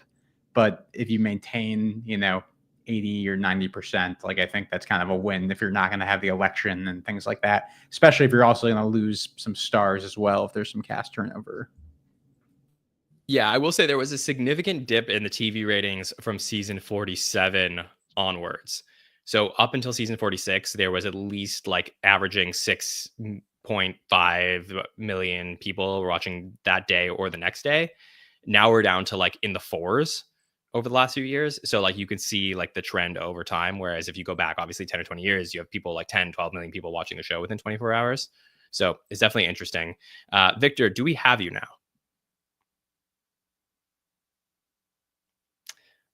Unfortunately, we cannot hear you. I'm so sorry, but it doesn't mean that we're not very excited that you finally came onto the show. So hopefully we can figure this out. Are you? Give me a thumbs up. Are you on your laptop or your computer? Your laptop? Okay. Maybe try calling in on your phone if that's an option for you. You can always come in on your phone through there. We could definitely get you on the show that way. So if you want to try that, that could be something that would work for you so we can properly hear you. Because I know everyone in the chat's very excited to finally get to hear from the great Victor Higgins. So try that, jump out, come back in, and we'll get you on, okay? I'm going to put you in the background for now, Victor. So as soon as I see you come back, I'll bring you back onto the show, okay? All right, Sammy, Max, let's answer some questions from the listeners. You good for that, Max? Let's do it. All right, cool. Let's keep going. Let's talk about this one. This is an interesting question. Okay, this is from Super Future TV, who says, if you can choose one season 50 first-time host and one returning host to get a do-over in season 51, who would that be? So we have 5 first-time hosts and 15 returning hosts that hosted in season 51. If you can offer a do-over to any of them, sorry, in season 50, but for 51, if you could offer a do-over to any of them, who are you picking, Max? For the first time host, I'm picking Gene Smart. I don't think that's much of a competition. Okay. With everything that happens that week. So you think even if she's not sick, that she could do a good job in season 51? Oh, I'm sure. She's such a acclaimed, talented actress. I think the writing let her down, and then her being sick didn't help. So I think she'd do a lot better with the second episode. And then returning host for a do-over. Maybe Chris Rock? I don't know. I feel like all the returning hosts were good outside of him, but then at the same time, he's never been a strong host. That's a hard question. I don't know. Yeah, it's a tough one. I figured you'd be a great person. And I know you do like ratings and stuff, so I figured it would be perfect for you to answer this one. Let me get Sammy's input too. Sammy, if you could pick one first time, one returning. So, I mean, I think this person was probably the most successful first-time host, but I didn't love their episode. So I see more potential in the Walton Goggins hosted episode. I think I think, if he's still, as active as he is now, I'm sure they'll bring him back. But I think we could see a much stronger episode from him. And then as far as returning hosts, I think that someone said Michael Keaton in the chat. I think that's actually a good choice because I just think Michael Keaton is so great. He's like one of the great actors, period, who could also do comedy. So I feel like he's been so sort of hit or miss with episodes on SNL. So I still think he, at this age, in this point in his career, could still deliver as a host. That's fair. I think I got to go Mikey Madison. I think that Mikey needs a do-over with the episode that uses her properly so we can judge her properly on the show. So I think that would be my one-time host. I think returning hosts are pretty good this season. I think you went interesting with Chris Rock, but I don't know that he's really a good sketch performer. So I don't know that I would see anything new. Maybe John Hamm, I would want to see again, just to see them use him again more. Let me see if I can get Victor back in to jump in on this, because I see that he's now in on his phone. So Victor, do we have you? Hi. Yes, we got you. Hey, Victor. There we go. How you doing? Welcome to the show. I'm great. It's so great to I'm great. It's just so great to finally be here after always typing in the chat. Finally great to take a break from my thumbs and chat on all of you. Yeah, 100%. And I believe you guys talk too, Max, Victor. You guys are buddies as well, so I figured it'd be fun to get you on the show together. Yeah, Victor, is there anything you want to talk about with season 50? Anything you want to ask us? Not necessarily anything. This has been kind of a great discussion. If I had a question, I forgot about it. I feel like we should continue this discussion that we're having already, because it is very fascinating to me. All right, so then why don't you tell us? Tell us which host would you pick? Season 50 rookie and season 50 returning host that you would want to see get a do-over in season 51. well, for a returning host, I'll actually say Jack Black, because as much as I love Jack Black, he's actually a childhood idol of mine. Like one of the very first things I ever saw him in was a Yo Gabba Gabba episode. Timothee Chalamet callback for that one. But yeah, as much as I love him, I did not really vibe with this episode too much. Like, Really? I did enjoy his monologue, because I expected like a musical monologue with Jack Black coming in, but overall, I just didn't really love it too much. And for rookie, another probably hot take here, but actually Mikey Madison, because I feel like they didn't really allow her to express herself in a way for the episode, because it was a very cast driven episode, because I feel like I'm in the minority for really liking it. And with SNL, you always gotta utilize the host, and when you don't, it's not always the greatest. That makes sense. So, Victor, I know you're a big fan of the podcast, and I appreciate you so much for how much you ride hard for the SNN. So, is there anything that you enjoyed from our coverage this season that you want to bring up? Because I'm just like I never know, right? Because I'm in it. I'm like doing the shows all the time. But like, what was your favorite like moment of season 50 from the podcast?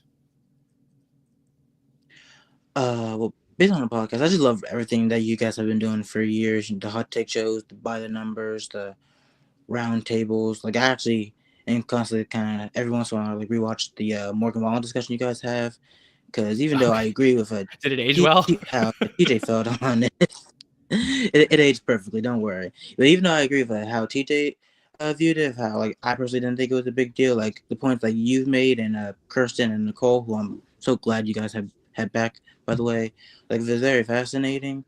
And like everyone, I'm so excited that everything you need to know is finally returning.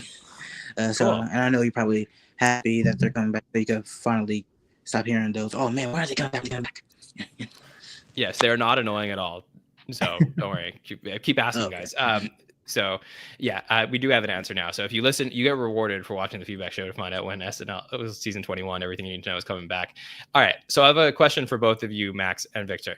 So Max, I'll ask you first. What is one thing that you would love to see in season 51 that we maybe like you're looking forward to, that you would want SNL to either do differently or that you're excited about for next year? Season 51.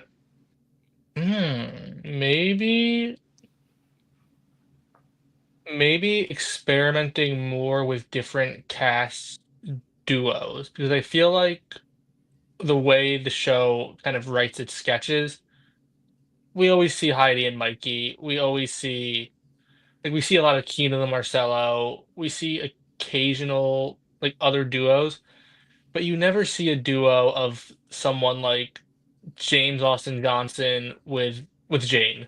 Like very different comedic styles, but we don't know what they look like together. So I'd like to see them experiment more with that, I think. Yeah, that's a great call. Victor, what about you? Anything that you would want to see next season? Personally, I really like that, Max, the cast duo. Something I never really thought about. I kind of want to see the cast members that we're not always seeing on the daily basis kind of shine, like Devin and, Jane, I guess you say to a degree, and, Emil. Basically, everyone who I feel like now we're kind of saying, oh, they could possibly be leaving right now. I kind of want to see more, so I guess we cannot see that, because, like, with Devin, I feel like the show doesn't really know what to do with him too much, because, and I know Max actually showed me like a different list of everything he's done this season, and aside from like a few like those two update commentaries he did, one in the Gene Smart and one in the Mike Madison, which Mike Madison one I absolutely loved. There's not really a whole lot like he's doing too much, which is a little disappointing. And again, I don't know if it's like the show doesn't know how to utilize him well, or he's not really just finding his voice there. But another thing I would kind of like to see more in season 51 is be more experimental, because I feel like every time we've been experimental has been kind of done to a success, like with Timothee Chalamet, because I absolutely love this episode. It was my favorite this season, and him doing double duty, because I was like, when I was like so curious, like, oh, how is this gonna work? And it ended up being a great success. And I seen a bunch of people saying, oh, probably like a nice variety of how like that sketch Michael Longfellow did was very Michael Donahue-esque, given how like creepy it was. And yeah. Okay, those are some really good answers. I think that we have a lot to look forward to. I mean, I always like to ask you guys because, like, you know, you two are like the next gen of SNL fans. Like, I know you're in it right now, but like, I care what you guys want to see from the show because I think it's important for me to know is like being on these podcasts all the time, like what really matters. So I love these answers that you both gave. Max, anything you're up to over the summer? I hope you'll join us at some point on our countdown show. Yeah, I will. I mean, I'm just finishing up my first year of teaching, so I'm looking to relax a little bit this summer, work at my camp, Congrats. have a fun time there. But I will be joining you guys, on the Cool. countdown shows. Is it like a sleepaway camp that you go to? No, I work at a day camp. This is my 10th summer working there, actually. So Oh, that's Nice. awesome. Lot of Yeah, fun. I miss camp so much. That's like I Same. wish I could go back to my camp days. Yeah, Sammy and I bonded over that a lot. Victor, what about you? I don't even know where are you from, Victor? Like what part of the country? Ohio. And I don't know if y'all ever heard of Youngstown, but I'm from that too. And it's so great to come here because I know absolutely no one personally who likes SNL. I mean, the only person I knew was my teacher, but he is a modern SNL hater, but whatever. And it just seemed like not a lot of people like my age, again, like that I know are really like fans of SNL. It seemed like if we want like parody on something, we're just gonna go on TikTok. And being able to like finally come on here is like so great because I get to say like how I feel about the show with some great, excellent SNL journalists. And again, given the content you guys have all done, I know I do like a lot of butt kissing around y'all, but it's like truly incredible how far y'all have come. Like from just like talk about a few just like being a few SNL fans, just talking about the show and doing like little stats and everything, to being able to actually interview cast members to eventually grow. And I really love that Everything You Need to Know series because I feel like it definitely helped your trajectory, and hopefully soon you can be even bigger than you already are. And I Yeah, truly love it. Thanks, man. From your lips to God's ears. Like, really appreciate that. So, hopefully we'll continue growing, and you're always welcome here. So, I'm really thankful. I know you had mentioned in the chat a couple of times that you like didn't know if you ever like would be comfortable coming on, or you weren't sure when you were going to do it. But I'm really happy to get to speak to you. Finally, get to see your face, get to know you a little bit better. So, hopefully you'll come back again sometime soon, Victor. And Max, have the best summer ever at camp. Thank you. And I should mention, actually, I'm going to be upping your side of the Niagara Falls for a weekend in July. Hey, all And a right. week on the Canadian side, so that'll be fun too. Enjoy. We got a lot of good stuff going on here in Canada. Yeah. So have some fun, guys. All right, Victor, great to meet you. Max, great to have you again, and we'll chat soon, okay? Yeah. So, Great to see you, John and Sammy. It's Great to see you, Victor. Thanks, man. I Yeah. appreciate you. Wow, incredible. Victor, finally on the show. Victor, That was like so cool. It's like meeting a local celebrity. Yeah, he's like our guy. So we're happy to have Victor on the show here. Hope he'll come back. And we're gonna pivot next to somebody who I also believe is joining us for the first time on a podcast. Very excited to bring in my man Marcus is here. Marcus, how are you? Hey, John. Hey, Sammy. It's very nice to be here. Thanks for joining us. So Marcus, I believe this is your first time on the podcast, right? Yes, it is my very first time, not just on this podcast, but on any podcast. Hey. Well, welcome. We're glad to have you on your first podcast ever. Why don't you introduce yourselves to the listeners? Like, tell us, like, how did you become an SNL fan? Tell us about yourself. All right, then. I'm Marcus. I'm 20 years old right now. I live in Philly, and this is actually the very first season I've watched of SNL in its entirety, because I actually have seen the show a couple of times infrequently the past couple of years, essentially. But this is the season season 50 that just passed, essentially. It's the first I ever watched in its entirety, and it's been a fun experience. Cool. What inspired you to finally like watch the full season this season? Oh, mostly just probably because of the hype, essentially, and also because my grandmother, who also has watched it, and I occasionally watch this season with her, sometimes with her and other times by myself, essentially. So that kind of also inspired me to get into it. Very cool. And how did you find the podcast?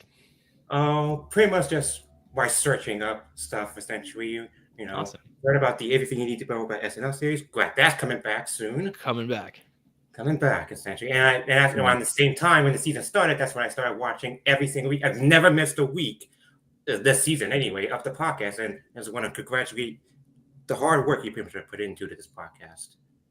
Well, I'm really, really happy to have you on, Marcus, and get to finally meet you. So what did you think of season 50 now that you watched your first full season of the show?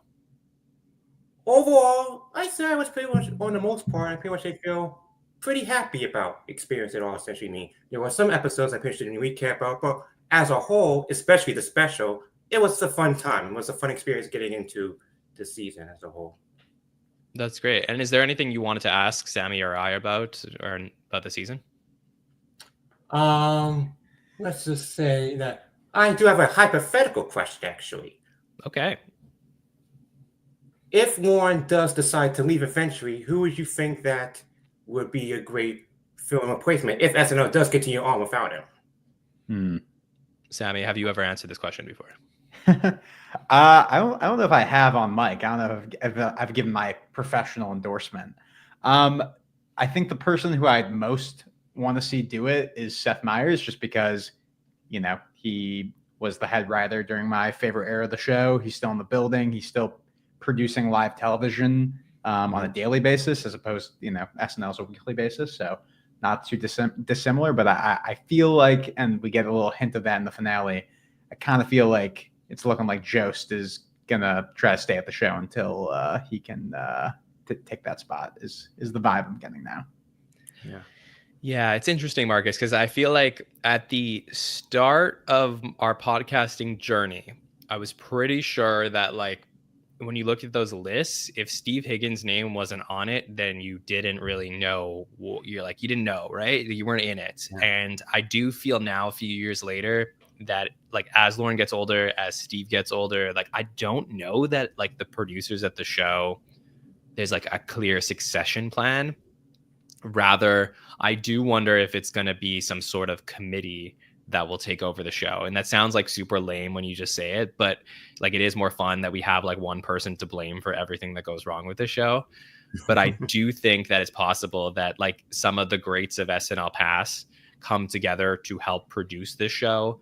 Maybe it's like a Tina Fey that does all of the table reads, and then a Mulaney does rehearsals, and a, you know, Jost does touch-ups. Like, maybe it's something like that. I just don't know that, like, there's one obvious figure out there that's going to step in. Like, I don't think any of Lauren's kids are interested in doing this or are set up to do it. I don't know. Like, it's a really interesting question. Obviously, there's going to have to be an answer one day, but I don't think we're any closer to knowing now than we were a year ago. What do you think, Marcus? Oh, yeah, exactly. I feel like I'm in the same boat, essentially. I have no idea who to expect to, essentially. So, but I hope that, I wish the show better of luck, essentially, whoever they do find a successor or whatnot. Yeah, I think they will. I think there's a lot of people out there who say that the show can't continue without Lorne, but I do think that the show is bigger than Lorne Michaels. You know, maybe not, maybe others, maybe people who are in the building don't feel that way. Like, they see how valuable he is and they know, but I don't think for the millions of viewers that are watching on a week-to-week basis, they are thinking about Lorne when they're watching the show. So I think that the show maybe needs Lorne to be as high quality as it is, and we won't know that until post Lorne. But I think the institution itself has gone so big that it can be handed off. Sammy, what do you think? Yeah, I mean, I definitely don't think that SNL should end with Lorne Michaels, and I don't think it will. I think, you know, the foundation is there, and I do agree that, like what you're saying is that, like, it won't be one person. Like, I do really feel like it doesn't make sense for one person to be doing. It's not sexy to say that, but I think that's the answer. Yeah. I mean, it's just, and it's also like, if you're thinking about, you know, just how things have evolved in the entertainment industry and, like, you know, working conditions and things like that. Like, I don't think, you know, it makes sense for one person to do the job of somebody who and at this point, I think unofficially, you know, there is, like, a support system of producers that probably are doing some of the things that maybe Lorne did solo in the first couple of years of the show. That's just, like, that I think it's an assumption, but I also feel like we know enough at this point that that's sort of a fact. Like if you read, the recent book on Lorne, and sort of like they go through the week of the show, like there's a big team that gets the show live at 11:30. So I think it will be a team. I'm also thinking about like, there's a lot of things that I think will change with this show structurally post Lorne that I don't think Lorne will ever let go down while he's still like in charge of this thing. Number one above all is I think that the casting process for this show will be more public than what it is right now. Like the secret society of how people get chosen to be on the show is not sustainable for the show to exist in the future. Like there has to be a clear pipeline for how somebody can get cast on the show. Like where are the places they're going, who's auditioning, what's happening, is it a public audition, like are there things that they could do? Like I know that I had this idea for a long time, and I actually found out that this was something that they were developing in the late 2000s at one point with NBC. But I always felt like in the summer there should be some sort of like reality competition show, like almost like Last Comic Standing, where people audition with sketches and former cast members can be the judges, and America should vote on the best sketch performer, and that person should become a cast member. That to me would be like a great way to continue the momentum through the summer. So I do wonder if that's like part of SNL's future. What do you think of that, Marcus? I mean, a bunch of reality shows have been on this year, essentially. I wouldn't be surprised if they managed to do one for SNL, essentially. And I'd probably be very excited to see that for the foreseeable future as well, if that came to be. Yeah. Like, I just don't know. Why can't someone audition off the street to be on SNL? Like, maybe they're not good enough, but like, what's to say that like a super skilled comedic performer doesn't exist without having done, without having an agent? Like maybe there's a really skilled performer out there who could be great on SNL who can't afford to have an agent or can't afford to submit a writing pack. Like the process needs to be open. It's just like one of those ideas that I've had in my producer mind for a long time, but it is something that I think the show needs to develop over time. Marcus, do you want to help answer one of the questions that we had sent in for the show here tonight? Absolutely. Go ahead. Okay. Let's take this one comes in from here. Let's take this one from Matthew. Matthew said, is it worth keeping Andrew on the show as a utility player and August White as a writing supervisor if it means we lose their creative voices in sketches? Personally, I think the lack of having a consistent and distinct voice in the cast and writing staff hurts their seasons more than anything else. So very interesting question here. This is about Andrew and August White. So August White is a writer who wrote a lot with Andrew Dismukes in season 49. She became very successful. She was promoted and seems to be spreading out throughout the show more. As a result of that, we do see in season 50 that Andrew Dismukes was quantity-wise used more in the show, but maybe his voice was a little bit less in season 50. Did that work for you, Marcus, this year, seeing the way that Andrew was used? I know you said it was your first full SNL season, but for you, like, how do you feel about Andrew's season overall? I actually been enjoying Andrew's season. That's pretty much as far as Century, and I feel like he's pretty much like one of my favorite cast members, at least for this season, anyway. So I feel like I've been enjoying him. Yeah, Sammy, what do you think? Do you feel like they neutered Andrew too much, or it was okay for you? It's an interesting question. I think I really liked seeing more of Andrew this season. I think being able to sort of stretch his capacity of what he's able to do on the show. Like I don't know if I want him to necessarily be like this cast's sort of glue or main utility guy, because I think he has, like this question alludes to, such a strong voice. But I feel like in some ways, I'm not saying that Dismukes is like this cast's Beck Bennett, but I feel like with Beck, we were able to get in his own way some weirder sketches or sketches where he didn't play sort of the straight as much. So I think maybe there just needs to be more of a balance with that. But I think he's really strong in utility roles as well. And it's kind of nice to sort of switch it up, because we had Mikey doing those for so long. But yeah, I think there's, with everything in life, there should be a balance that we get with Andrew. Absolutely. Yeah, like I don't think that we lost his Mukes' voice as much as we lost Sarah's this season, who both had great seasons on paper. But certainly, I would like a little bit more of a balance. Like if I could deal with Andrew not being the sketch leader of season 51 in order to have a few more very distinct Dismuke sketches in episodes. That's totally fine with me. I don't want to lose it too much because I just think he always gives me a good laugh. But it is something I think that it's a really important storyline to watch out for. I said it last week when we were on By the Numbers. Like it'll be interesting to see what they do with Marcelo, right? Because like, is this just like the pattern we're going to see now where people are going to come out, they're going to become like really distinct comedic voices on the show, and then they're going to end up being in so many sketches that we're not going to see their own vehicles? Or is Marcelo potentially so big that won't happen to him? So I think that's an interesting thing to watch over the next few years as we see new performers grow on the show, is like who becomes a part of the machine and who becomes bigger than the machine. And perhaps those that become bigger than the machine are the ones that are truly succeeding at the show because they're going to get their voice on regardless. So it is a great question, Matthew. Thank you for asking that. Marcus, anything else you would like to talk about? Mostly just to say to repeat what most of the people have been saying earlier, just congratulations on working on the podcast. It's been 5 years essentially, got the great work essentially that you've been doing. And also I'm glad that you're able to start doing some stuff to add on for this upcoming season as well. I'm very pumped and excited for it. So thank you for having me. It's been a dream come true. Thank you, Marcus, for coming on the show. So nice to meet you, and congratulations on doing your first podcast, and you better come back.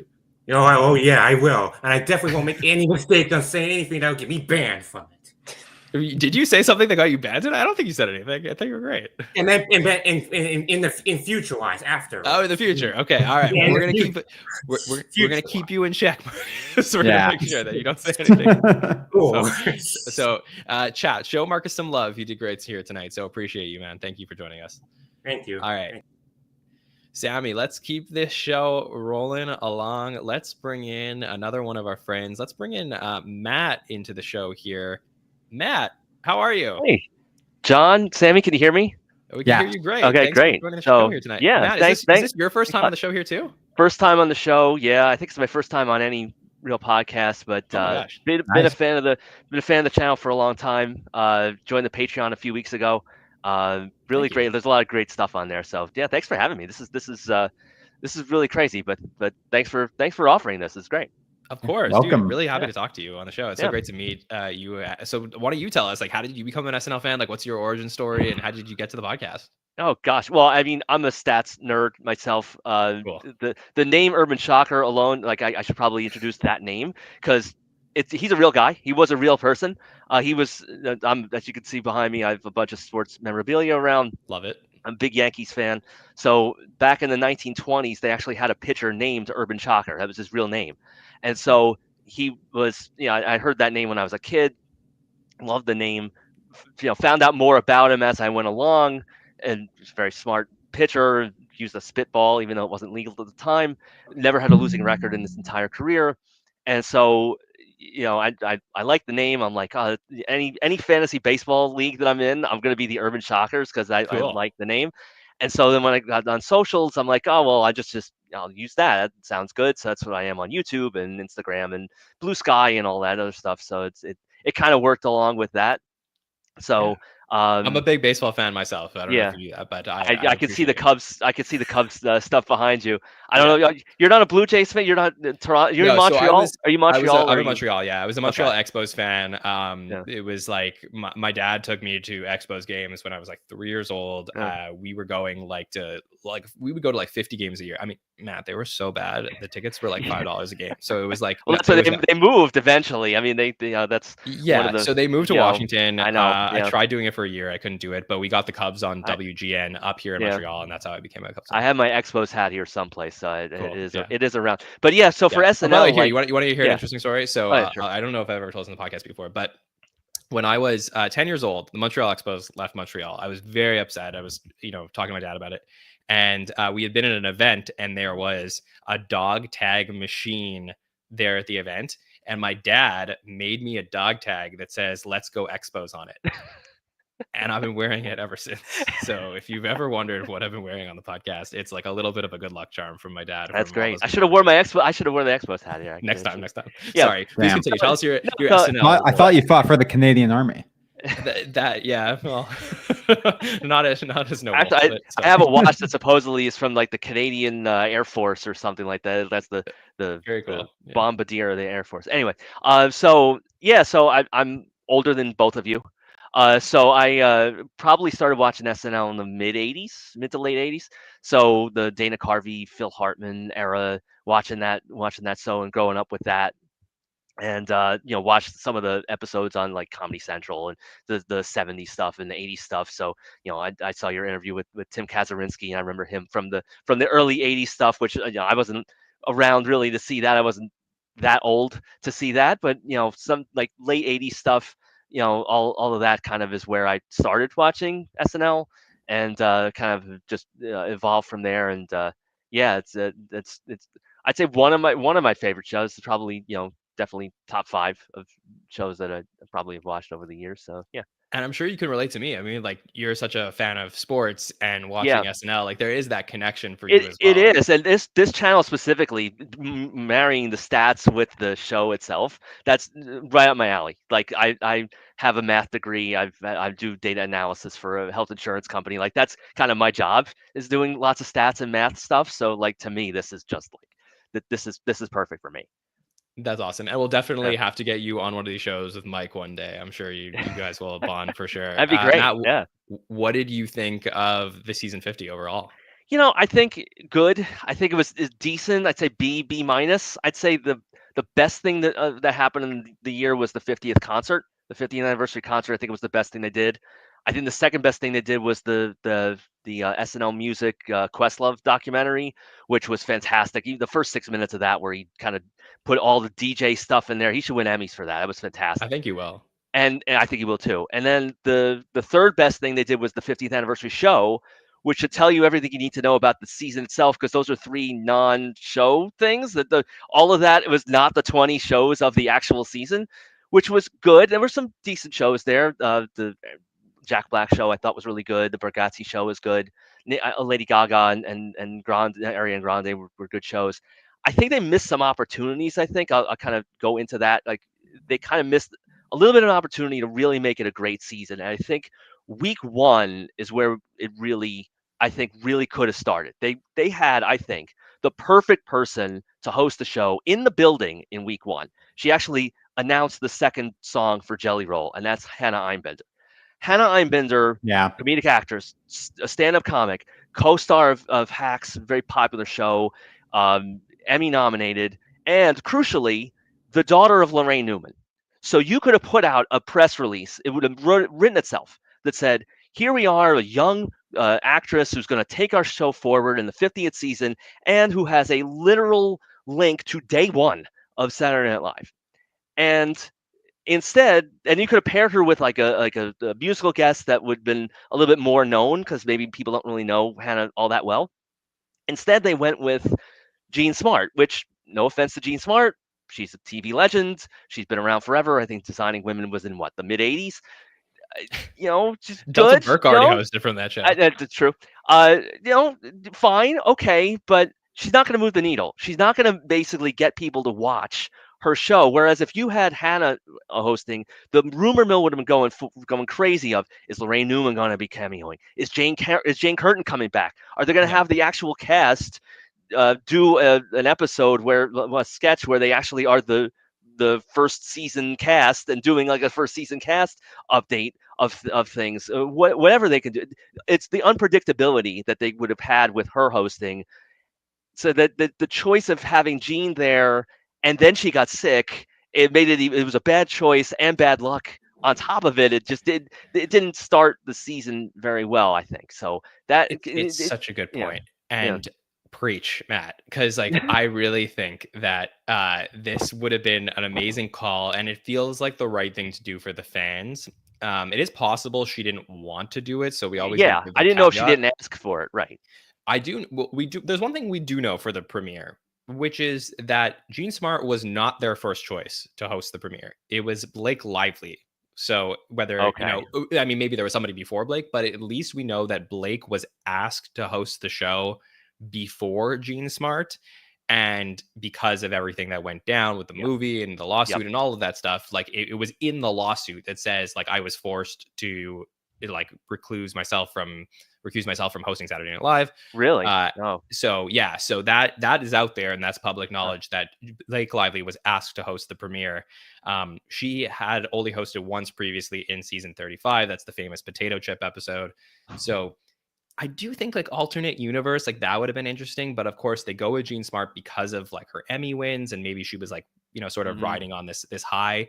And I agree. Like I would have rather them appease the fans rather than bring in more viewers that they thought maybe would come over from the Emmys to watch Gene, because I don't think it's necessarily like a Hacks thing. I think it was maybe an Emmys thing. Yeah. Sammy, you want to jump in on this? Yes.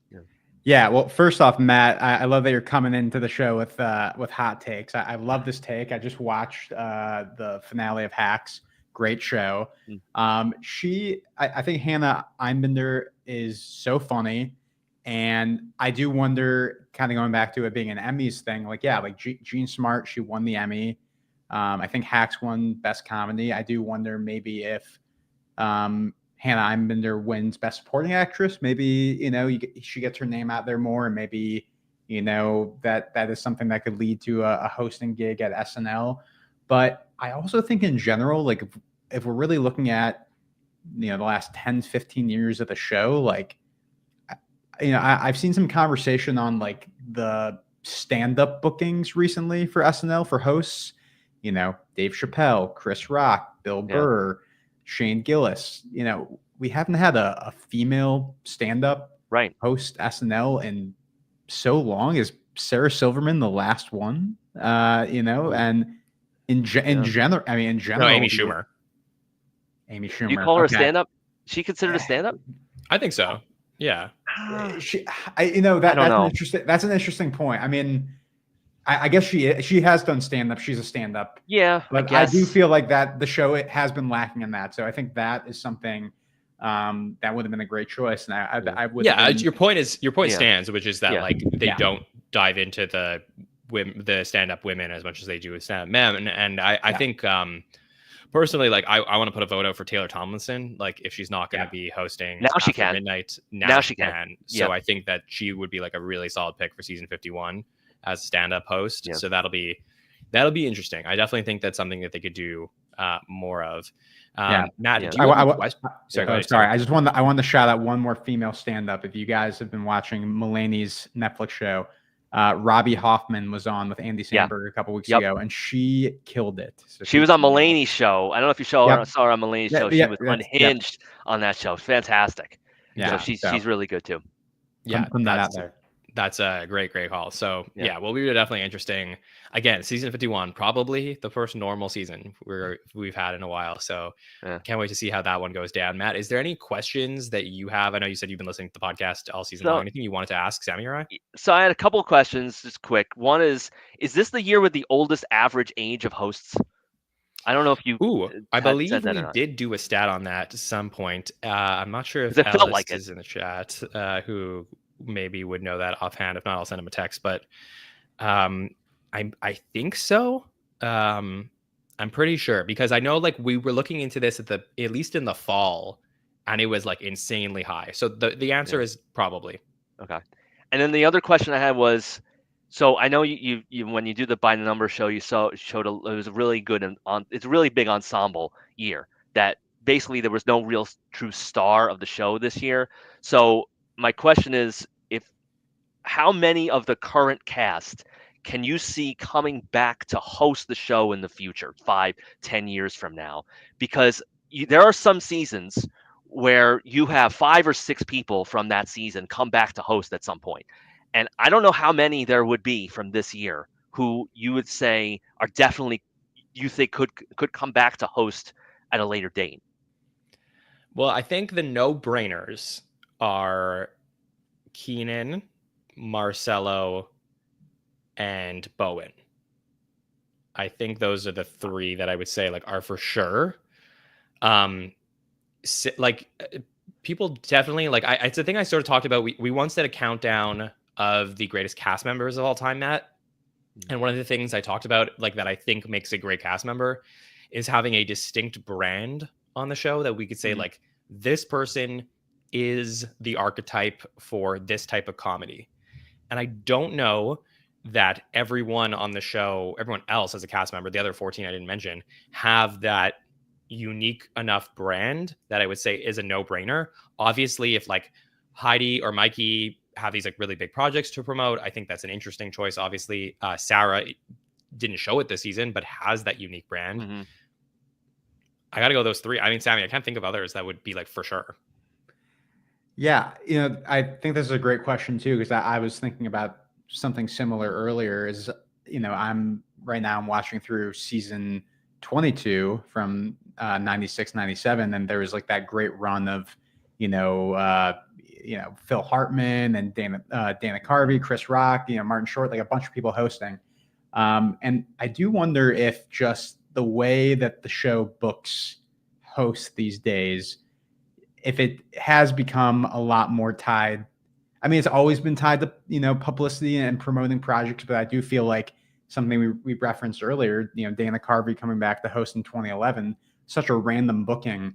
Yeah. I feel like we're not getting, the people who are big on SNL, who are great on SNL, who maybe, don't have the biggest career outside of SNL. We're not getting those alumni episodes as much as we used to, and if you look back at this last generation of cast members, the Kate era, we've only really gotten Kate and Pete so far from that cast to host.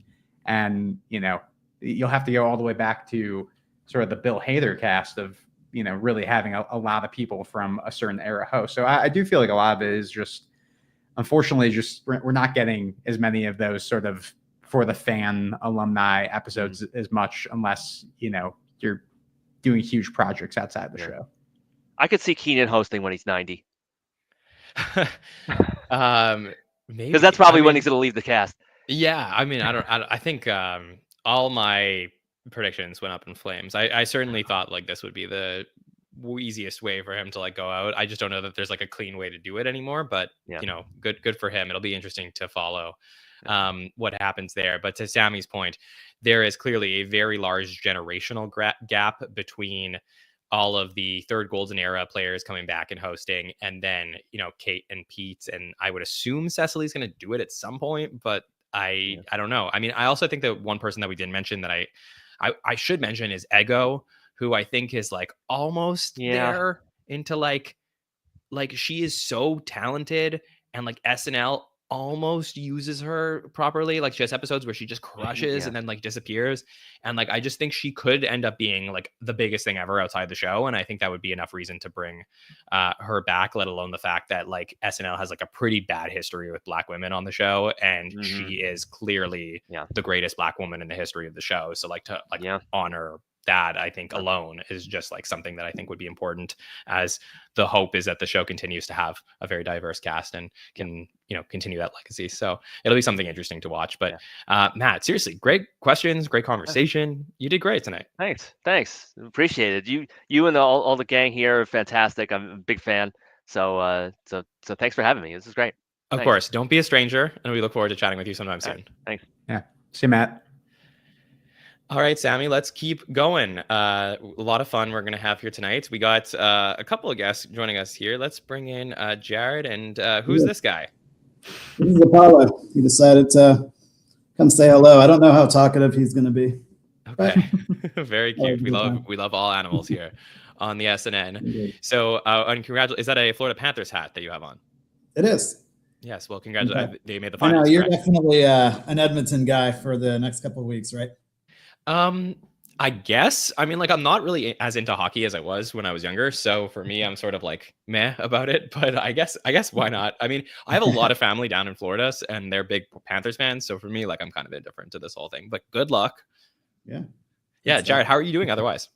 Yeah, life's good. Recently went to LA and went to my first Groundlings show, and that's a lot of fun. You can see why they pull so many people from there, and it's fun seeing the pictures of the alumni in the hallway, like Mikey Day, Heidi, Phil Hartman. There's like right near the snack line, there's this do you see Ashley's picture anywhere? Yeah, it's like a wide-eyed Ashley Padilla You can almost hear the laugh from that mascara sketch when you look at it. That's incredible. Yeah, Did you see anybody in the Groundling show that you were like, keep an eye on this person? Maybe they're any prospects? I don't want to jinx. I don't want to jinx them. So whoever it is, but no, they do have some alumni come back and perform, and I cannot remember the guy's name, but he played the dean on Community. Oh, Jim Rash. Yeah. That's awesome. Yeah, he performed that night with the group, so that was a good time. That's very cool. Well, can you tell us if you saw somebody who gets on the show from when you went to the Groundlings in a future call? Tell us that you saw them, okay? We'll do that. And I've been to Second City twice in the past year also, so I'll be on the lookout for... You're like our man on the street. Just coming in with all of the great information. Yeah. Jared, I also wanted to tell you that you leave the most incredible YouTube comments when you watch an episode of the podcast. Like, there's nobody that does it better. Summaries, thoughts on everything that you saw in the episode. So thank you for doing that. Is there anything recent from the show or from the podcast that you want to talk about as we look towards the end of the season? I appreciate that, man. It's just fun to start analyzing sketches like you guys do. This is the first season I've watched like laser focused on like structures of sketches and people and all that. I guess my question in terms of like people who might come back, who may not come back, has there ever been a featured player as polarizing as Jane Wickline? That's a good question.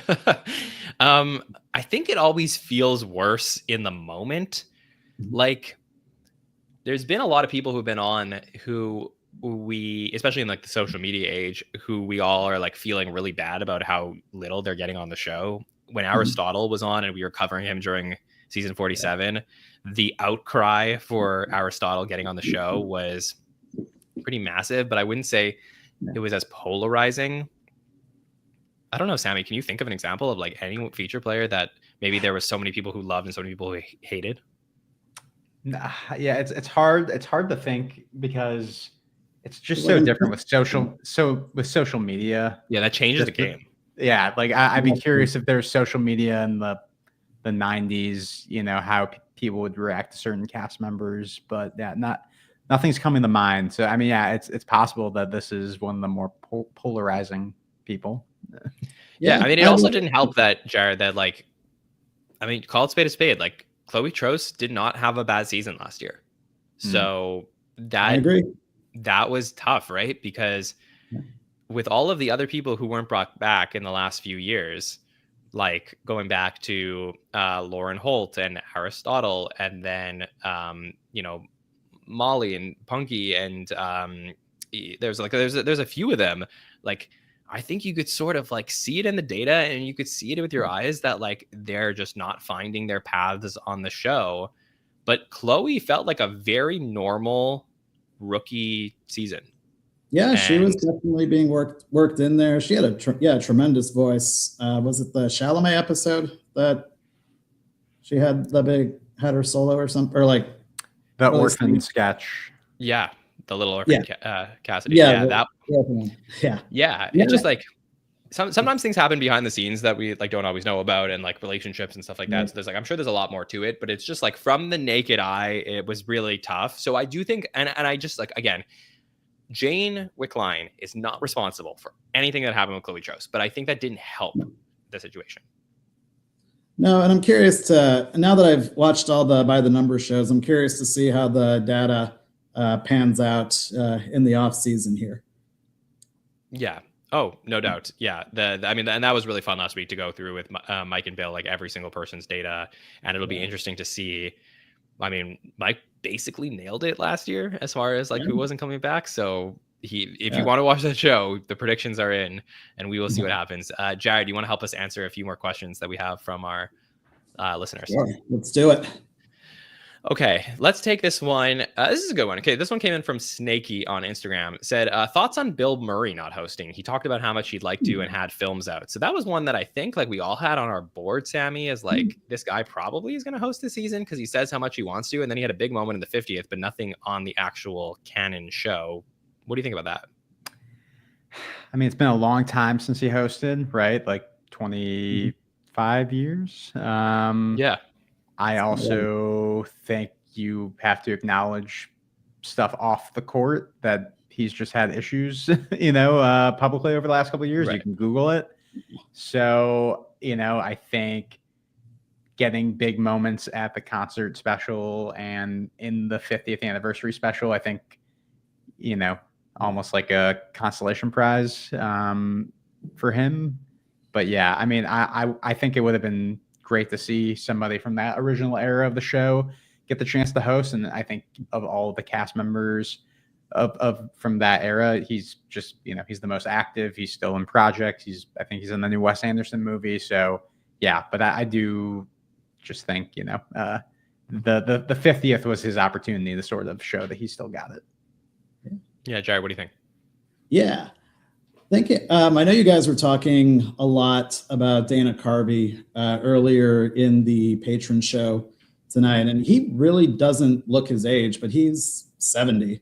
So, I mean, not to say like 70-year-olds aren't in shape. It's just to have that stamina to work that whole week into the late hours and then go from costume change to costume change to all that. I'm wondering if you would have to do sort of like what they did for Martin Short and kind of do like an all-stars type of hosting thing. Like if you had, would you do like a Dana Carvey and David Spade type thing? Or I'm not really sure, I guess offhand, who you would pair with Bill Murray, but I mean, if they're up to it, I'd love to see it. It's just, I mean, they've been on the show. They know what kind of undertaking it is. So I don't know if that plays into it or if it's scheduling or what have you, but I'm hopeful for next season, seeing some of the alumni back. Yeah, I think the real reason is just that like he said he wants to do it again. So I think that except for some of, like Sammy said, like the off the field issues or anything with him kind of being like a jerk behind the scenes. Like there's been a lot of stories that come out from cast members like saying how like Bill Murray came to visit and it was just kind of an asshole to them. So like that is something I think is a consideration. But I think what's interesting is like we talked about that a lot during the Marty week, that like Marty might just not want to host a normal episode of SNL. Like he hosted with Steve, he hosted like in 48, he hosts in season 50, and he has like a lot of people helping him along. Like I think that's part of the agreement with Marty, who's like a comedy legend, and he's just like, look, I'm happy to host the show and be the name on the marquee, but I'm not gonna like give you a full workload. And I just think that his exuberant, joyous personality and the fact that he's really good friends with Lorne Michaels probably like helps all of that. And I don't know like the relationship between Bill Murray and Lorne, or like if he has that same pull at this point of his life. He's a huge name. It's a fascinating thing. How did that friendship come about? Because Short was hired during the Ebersol era, right? Yeah, I think that I think they had known each other like in Canada for a long time. They're both Canadian, so I think they knew each other from the comedy scene up there. Marty was like in a bunch of the plays. There's the famous Godspell production with like Gilda Radner and Paul Schaefer, and I know that him and Gilda dated for a couple years and stuff like that. So he's very well connected to that original era of the show. Yeah, it's just weird that he's a Dick guy from the cast member side, but then he's a Lorne guy from all of his hosting stints. So he has like that weird blend. But yeah, it's interesting. Because I remember I love your guys' SNL stories, but yeah, I remember the Joe Piscopo one, how like he does have a connection with the show, but he still has to remember he is a Dick Ebersol guy, so it's hard for him to get into like the complete inner circle. And that's what was so special about having Eddie Murphy at the 50th, right? Because like true. Like talk about one of the greatest stories of the entire year is this is a guy 10 years ago who we were talking about. Like basically, look, in my opinion, this is I'm going to preface this by saying this is just a Jon Schneider opinion, but like Eddie Murphy tainted his SNL legacy for me at SNL 40. And when he came back and hosted the show, it resolved all of that. And then on top of that, what he did at SNL 50 was like legendary stuff. Yeah. When he was playing Tracy and then doing that whole stuff with Will Ferrell. So like for me, complete redemption, all-time great status, like solidified, like should be in somebody's top 4 or 5, whatever it is. Like I think that was great. So yeah, that is an interesting story for like just one of the greats. Yeah, he's definitely cemented his legacy for the better with the show. In the past, or in the recent years. 100%. Jared, anything else you want to talk about? I guess so I keep a list of questions in my head, like about the show itself. So I guess today's question. So where does SNL pull its extras from in the sketches? They use a company. First of all, there's somebody who works at the show who's in charge of booking extras. Like that's their job, is to book extras for the sketches.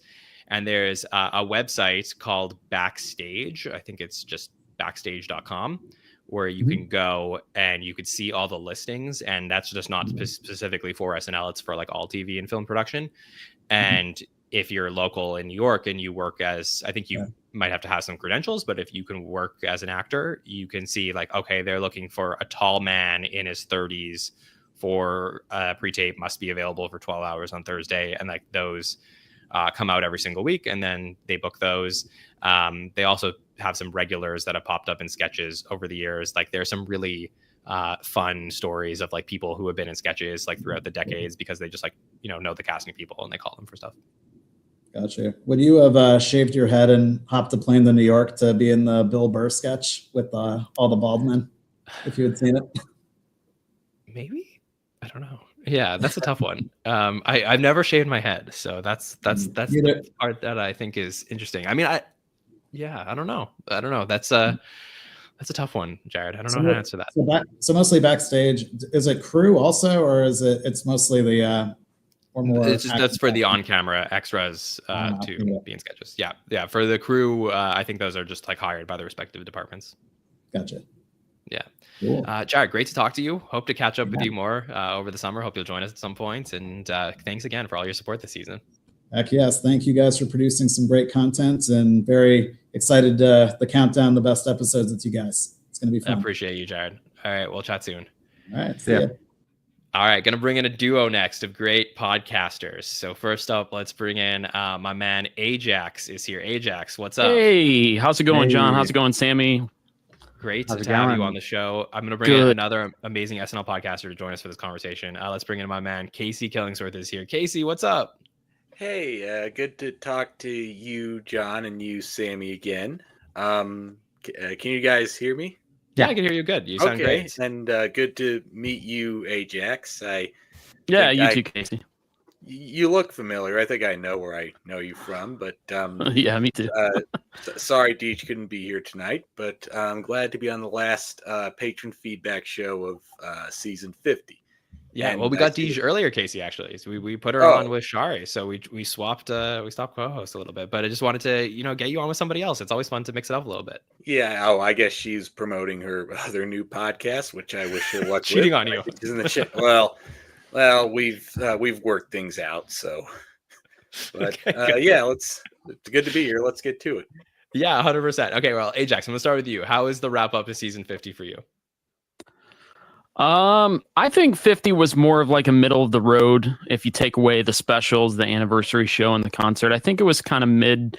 It wasn't terrible, but I would say maybe a little bit. Like if we're ranking them, it would be somewhere in that 20 to 25 range for me. Okay. Which isn't bad.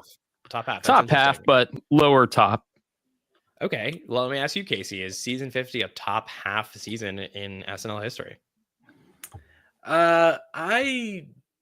I mean, I think we need to wait for more time to pass before we consider which half of SNL history to put season 50 in, because recency bias makes me want to put it in the bottom half, but it had a very top half anniversary celebration.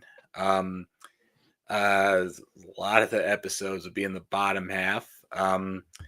In fact, one of this past month's episode would have been bottom half. actually two, but Quinta's was top half. So I feel like we at least got to close out the season with one strong episode and two that kind of ran out the clock. That's another thing. It's kind of a bummer to not really know how the season may or may not change. Who might the show have to figure out who they're gonna do without and whose legacies are gonna be affected by their final season. So it's a tough call, really, if you're gonna be diplomatic about it, but we'll have to wait and see what comes through the wire as far as what season 50's gonna look like. Yeah, agreed. All right, so you guys want to help me answer some more questions? We still have a few left on this list that I want to make sure that we can Yeah, cover let's tonight. do it. Sure, let's do it. All right, this one comes in from Fred, who says, how likely is it that you think Che would stay if Joe's left? How would you feel about Che hosting with Longfellow or whomever, at least for a bit of passing of the torch? Obviously, all speculative. So a lot of talk about Joe's leaving and people being pretty upset to not know the answer to that, but not as much talk about Michael Che leaving Ajax. So what do you think? I don't see him sticking around if Jost is gone. Maybe as a writer, I think he could definitely be like that mentor to a lot of the new writers and a lot of the new staff, incoming cast, and all that. But yeah, I don't see him behind the desk anymore. I just don't see it. I think it's this time. Casey, what do you think? Would you have appreciated a smooth transition? I would have appreciated a transition period at this point because we've had just a straight up decade of Jost and Che. And I kind of agree with what Che did say on his socials in that he responded to someone saying, isn't it time we gave someone else the chance to co-host Weekend Update with me? Although I'd take that one step further and say, isn't it time we give someone else besides Che the chance to co-host Weekend Update besides with someone else besides Jost, or just have someone host it by themselves? I think Longfellow would be a good fit. I mean, even Sarah or Jane or Devin will be a good fit if they do stick around. I just I feel like it's time for some sort of hard transition for somebody. And I think Che as a writer, I can't say I've been impressed with some of the things that I know that he has written while on the show. He has a very distinct writing style. It's very muddled, and you can see that in his sketches. So I'm not even sure I want him around as a writer still. I think it's time for him to part ways with SNL and either do stand-up full-time or try to find other avenues, maybe movies, maybe another season of that damn Michael Che on Max. I think Che should really explore his options here. Sammy, what do you think? I think we should pivot and bring back Spade in America. Just do one more season, Spade in America, keep Update the same. No. I mean, this is an interesting question because we think of Jost and Che as such a pair, but we got to transition into Jost and Che with Cecily and Seth, and then Cecily and Jost, and obviously that wasn't the plan to pass the baton again, but that did happen. But I do really feel like they've become so synonymous as a pair at this point, and there's just so many years of the two of them doing this together that it would be kind of strange for the show to do that. I feel like they just got to trust in who they pick for the role and start fresh. And that's the route I would go with Update. But I love Jost and Che, and I feel like on a lot of podcasts recently, just because we've been anticipating them to leave, I feel like maybe I've come across being down on them, but like they're great. I think they all-time great. Are like ultimately you could argue the best to ever do it. But I think I don't want a Keaton situation with them where it's like we're 20 years down the road and we're like what's happening? What's happening with Weekend Update? So yeah. I would be stunned if it was that. I think that like had they gone to Rosebud in season 51, who's really good friends with Che, I think that's like where you make that switch. But yeah, I don't know. It's definitely something that we're going to be talking about all summer long until we see what the results of this are. I want to take this next question that came in from Patrick, who says, which cast member will be the face of everything you need to know about SNL season 50? So when we've been releasing these season summary videos, we've been picking one person as sort of like the DVD cover of the season. Ajax, who do you think should be the face of everything you need to know about SNL season 50?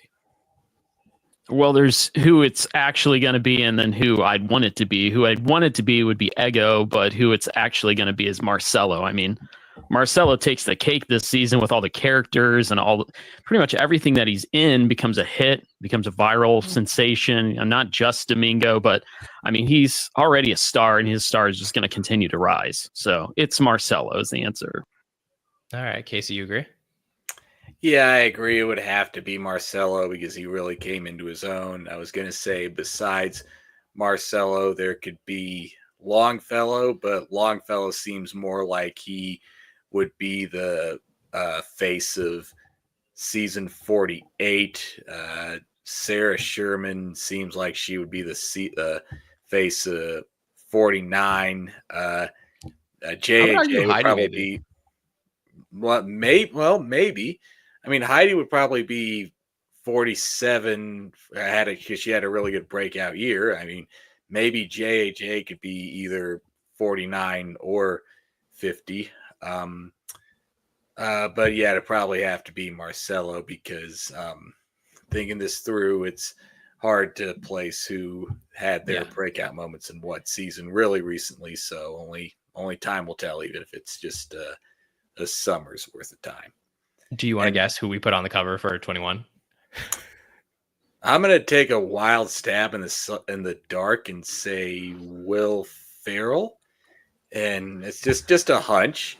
And going back to the Rosebud Baker thing, I think that would be, if they wanted a seamless transition, not a hard out. I think that could work because Rosebud and Che do seem like similar enough writers with similar enough sensibilities, willing to go a little darker, that I think viewers could get used to that because their styles are similar enough. So it'd be the type of transition that I'd like to see personally.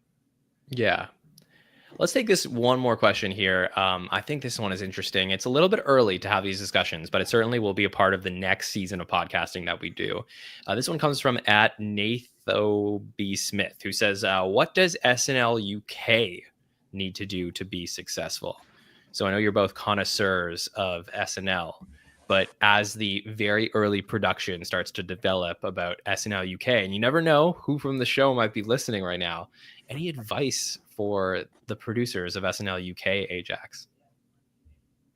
What's interesting, I've been thinking about this, is that I think they're going to walk a fine line with censorship, because a lot of stuff in the UK, I mean, they don't like censoring, which, not that I'm like against that at all, but I think when we get the SNL tag in there too, I think they're going to really have a hard time walking that line with, should we drop F-bombs? Should we drop S-bombs?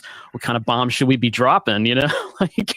So I think that's the interesting thing. But as far as actual content, I think they're going to rely heavy on their stand-ups, like the Jimmy Carrs of the world. I think you bring in some old reliables and then mix it up with some newcomers, and I just think people are going to be excited in general for it and be curious enough to watch it. But my real curiosity is it going to be like 7 episodes, 3 episodes? Because you get all this BBC content everybody loves, but it's so short-lived, and you're just dying for another season, and the next season is 3 to 7 episodes. So I don't know. It's just going to be interesting to see what they do.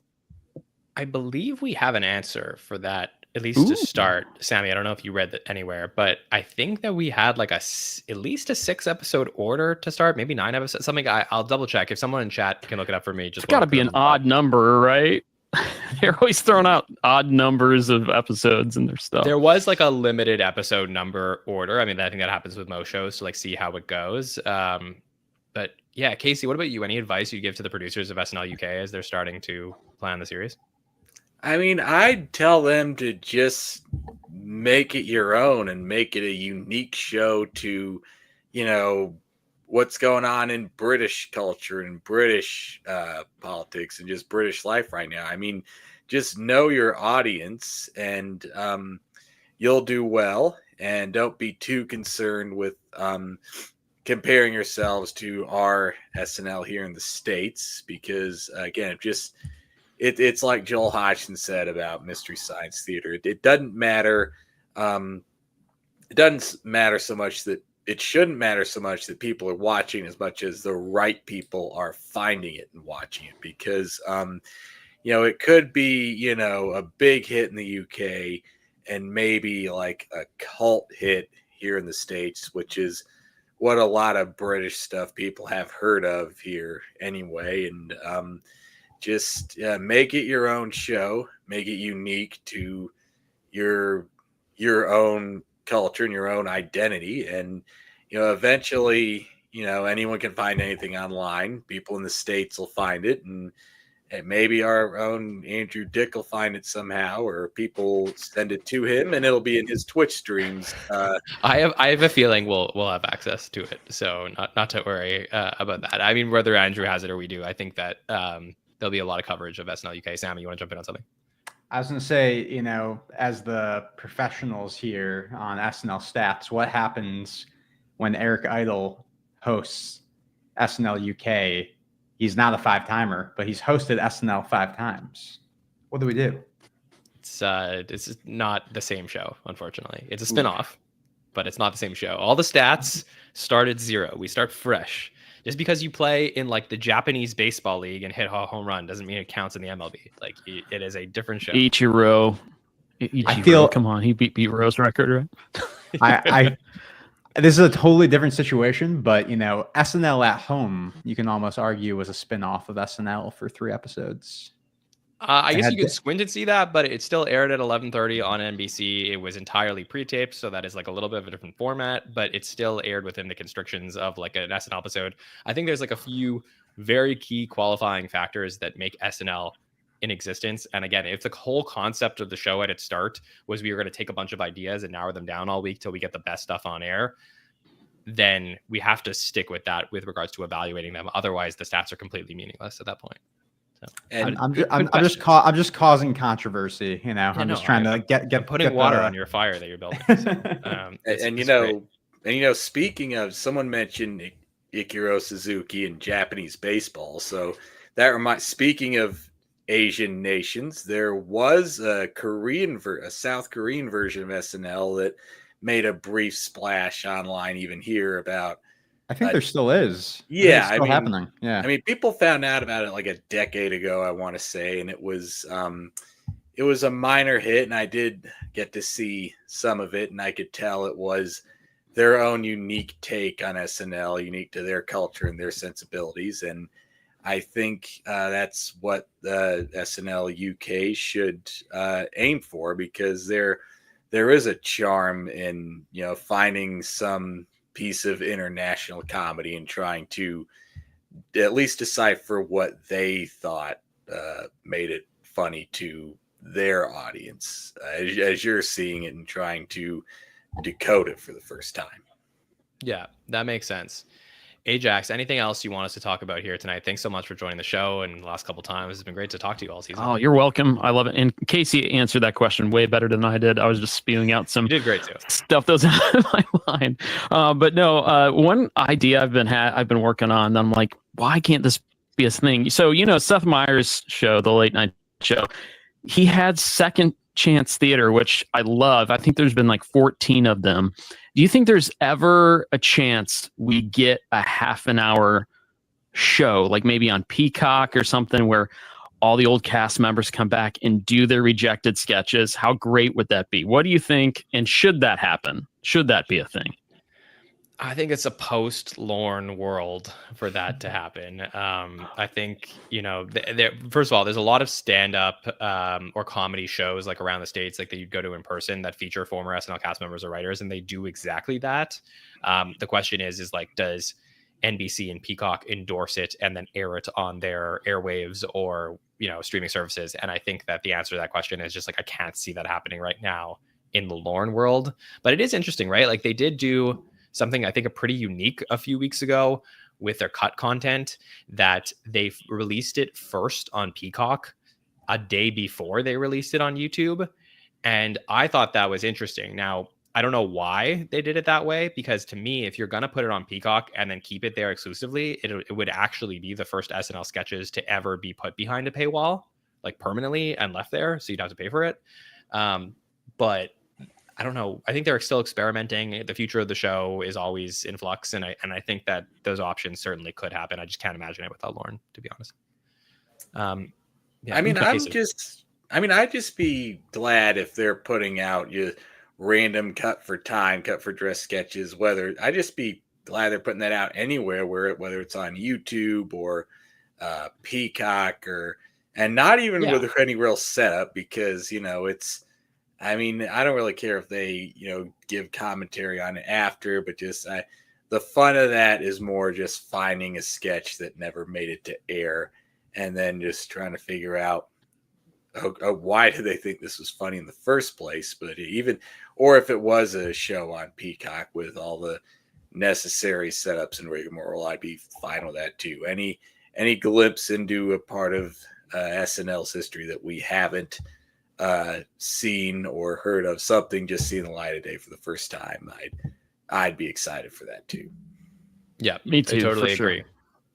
I think also 6-episode order for SNL UK to start. I don't know if I said it on the podcast, so I know it's in the chat, but I just wanted to make sure that the audio listeners can check that out. All right, Ajax, so great to talk to you. Thank you for joining us here tonight. Really appreciate all your support. Thanks for having me on. Appreciate it. Yeah, Casey, you as well. I know you got a lot of good podcasting stuff happening. Anything you want to plug?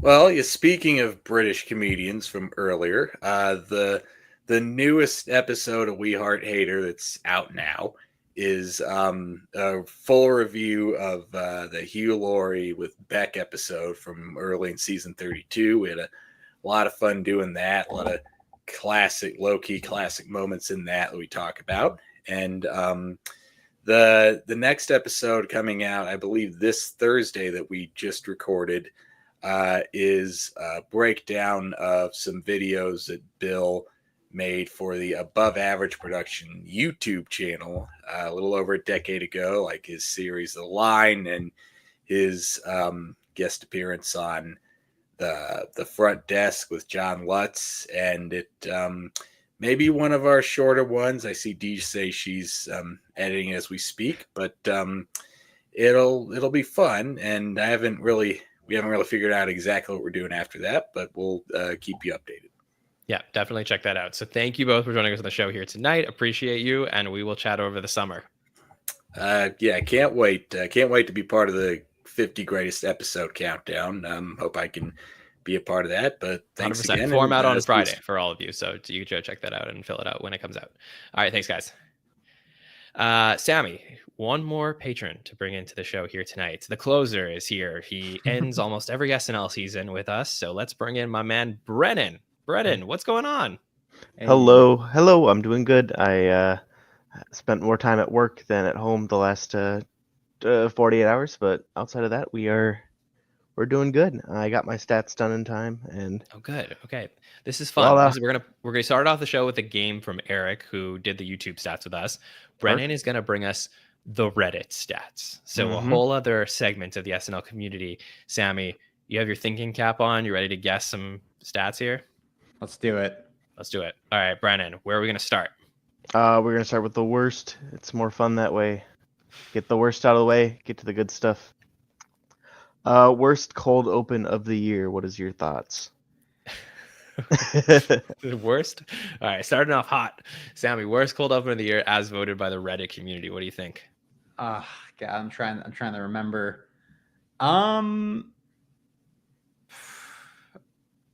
Okay, you want me to give a guess? Yeah, you go first. Yeah. I think it has to be that MSNBC cold open. We got like that first one of the year, and everyone was like so anticipating, like, what are they going to do? Trump was just inaugurated, and it like just sucked. Is that too like? Is that too like mid for it to be the worst one?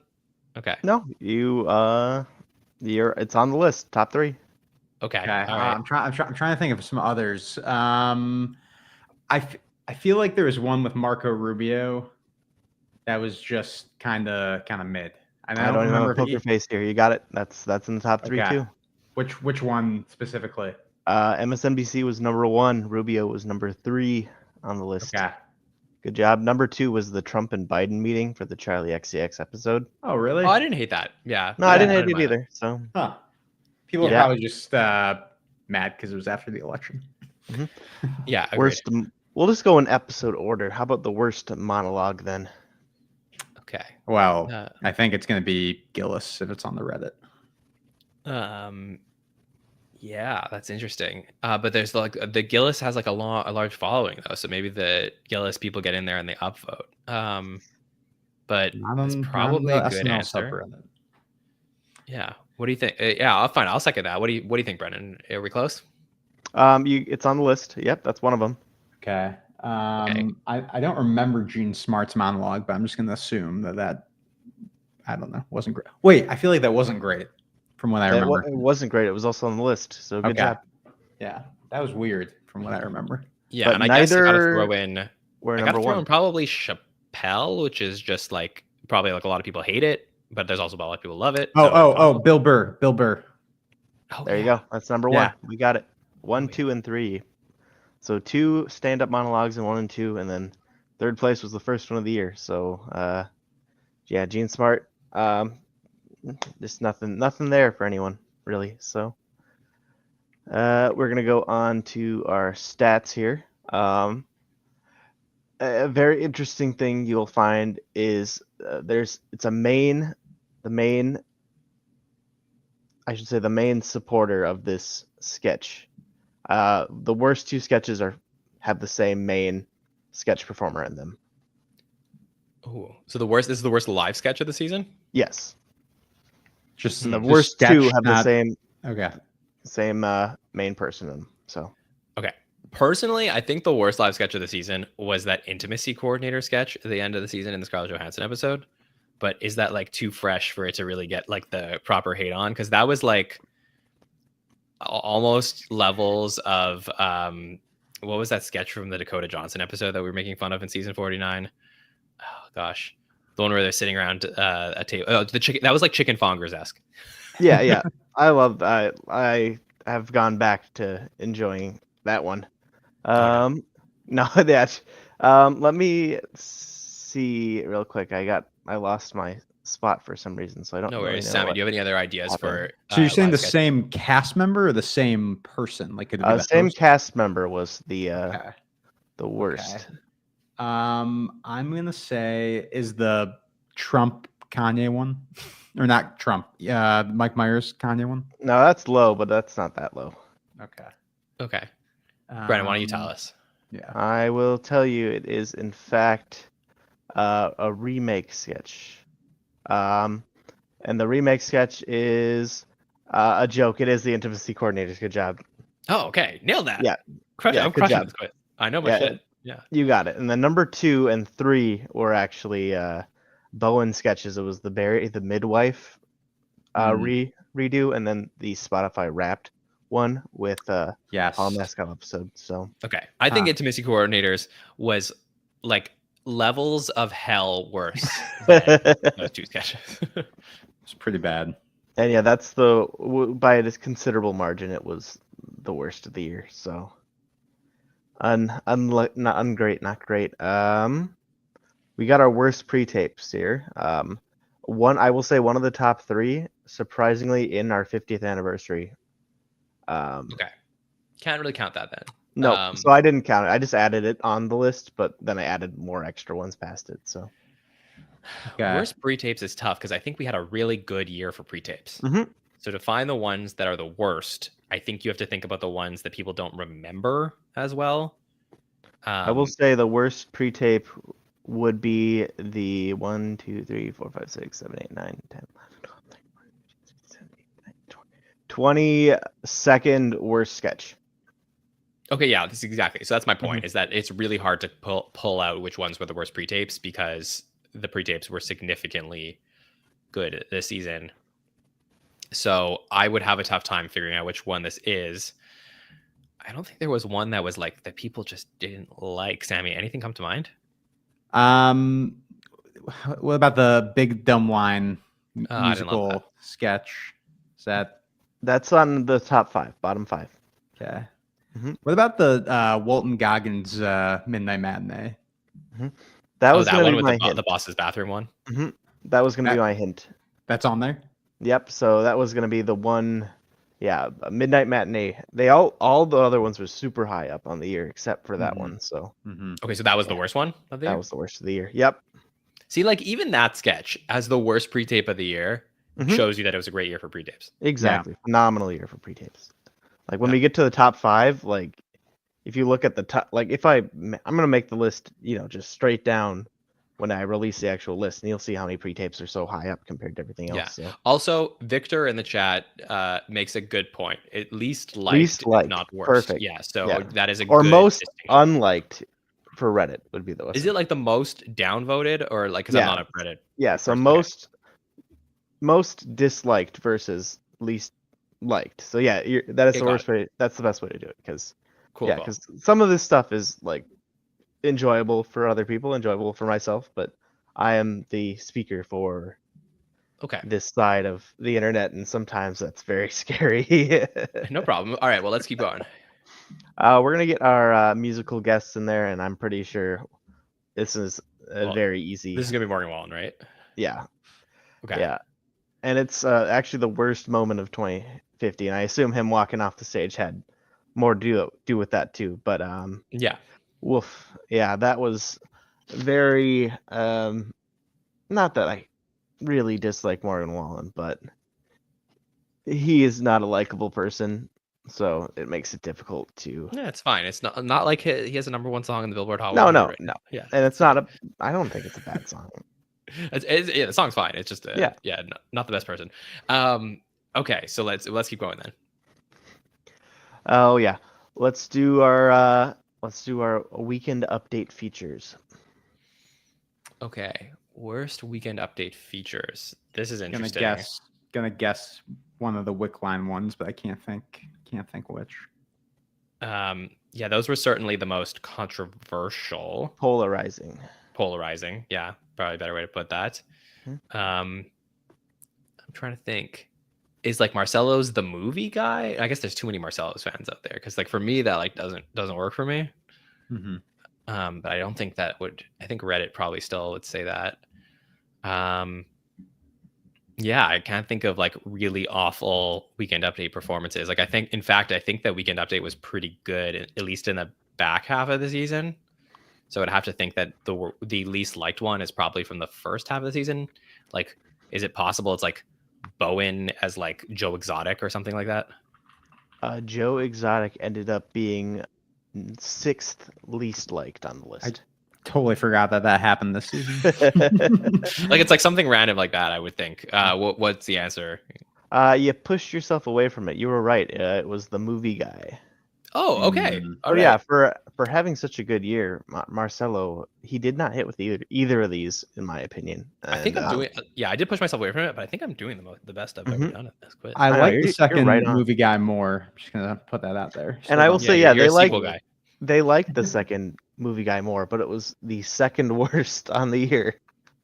Yeah. So bottom 2 are both the movie guy, which I was very surprised by, and third worst was Kendrick Perkins, so the Kenan Thompson. I feel like that I should have guessed that. I was thinking that in my head. I didn't hate that, honestly. No, that was fun. I think I just didn't get the reference. Yeah, a little niche. Yeah. And we're gonna go by. Well, we got one more. Just the worst episode of the year. So, what is the worst episode? I think it ought to be the premiere. Yeah. Not even. Bottom 6, bottom 7. What? Oh, that's nuts. Mm-hmm. This is the average of all the Is it Gillis? So, Gillis by 4 points. That's it. That's just okay. Mikey Madison second worst, Chris Rock third worst, Dave Chappelle fourth. And that's what we got. I mean, I don't know. Okay. All right, let's do best. Yeah. Best cold open. I think you got to go Five Timers Club here, unless you're gonna go Kamala with Maya, but I think you got to go the Five Timers Club from Marty's episode. You got 2 out of 3. So both those are right. Both those are on the list. I'm gonna say Church Chat. I will say the post-election cold open where they're all standing up talking about how like they are apologizing to Trump. You got all 3. That's all 3. One is actually the Harris cameo. So yeah, that makes sense. And then Five Timers Club was third, but SNL for Trump was number 2. So that was fun. We also got let's do our monologue, best monologue. I will say Jack Black, best monologue of the season. I think I don't know where I should go Chappelle in here. Chappelle has to be somewhere there just for the record. I know people didn't love it, but no, maybe not. Maybe Reddit's not gonna like that one. And the other one I'm thinking, Sammy, is maybe Scarlett Johansson. Scarlett Johansson's monologue was really good. That was good. I'm trying to remember what Chalamet's monologue was. I feel like all of his monologues have been good, but I can't remember this one. That was right below Scarlett. Okay. So we've only gotten 1 in the top 3. You got 2. I will say the 50th kind of blew this one out of the water, but that's an asterisk. So right. No. The Jack Black has to be 1. Exactly. Is Mulaney in there? No. It's actually Martin Short that got second.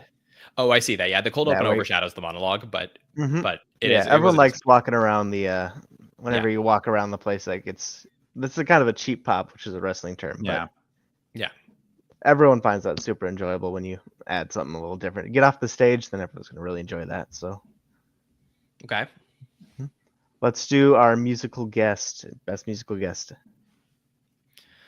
I think you got Elton and Brandy. I mean, enjoyable. Okay, best musical guest. Gaga. Lady Gaga. Yeah, Gaga was number 1. You got it. And then number 2 is super obvious, which would have been number 1 until Gaga showed up. So Chalamet. Oh, Stevie Nicks. Nope. You're forgetting a very obvious person. Chappell Roan. Yeah. Oh yeah. Yeah. Yeah, I guess because like performance was. Yeah, because like Pink Pony Club like blew up into like one of the biggest songs of the year after that. So like I think that probably helped. Yeah. Yeah, it was Gaga and Chappelle Roan very, very, very high up, and then Timothee was third place, a distant third place. But I thought that was probably my favorite performance of the year, just because it was super unique. It was awesome. I loved it. Okay. We got our weekend update features best of the year. You want to go first in this one? Yeah. I'm gonna go the Mikey with the spider. That's on the list. The couple you didn't realize that like the James Wickline Marcello, is that's very top third.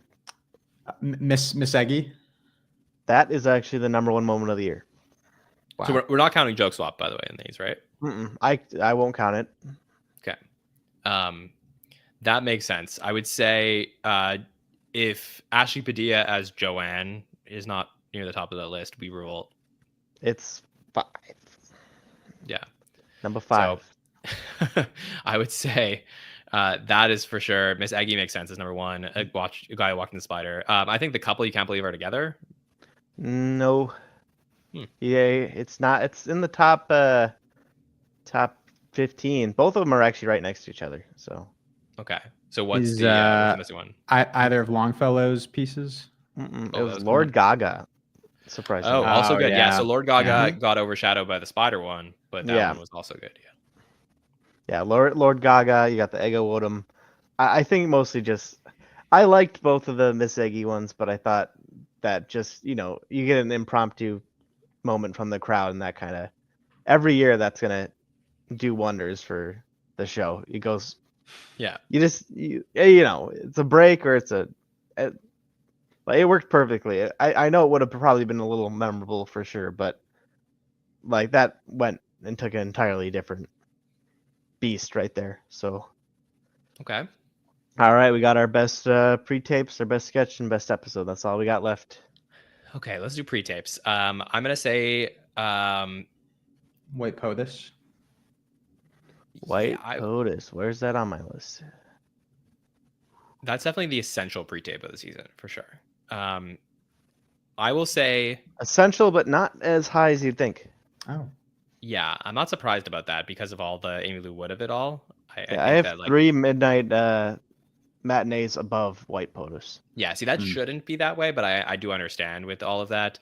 I will say that number 1 is probably going to be Here I Go, but it should be Sushi Glory Hole, which is probably That's so interesting that you think that. I feel like Sushi Glory Hole is gonna be 1. Now, what if I It told you should they're be. both in the top 5, but not Okay. There's also 1, 2, or 3?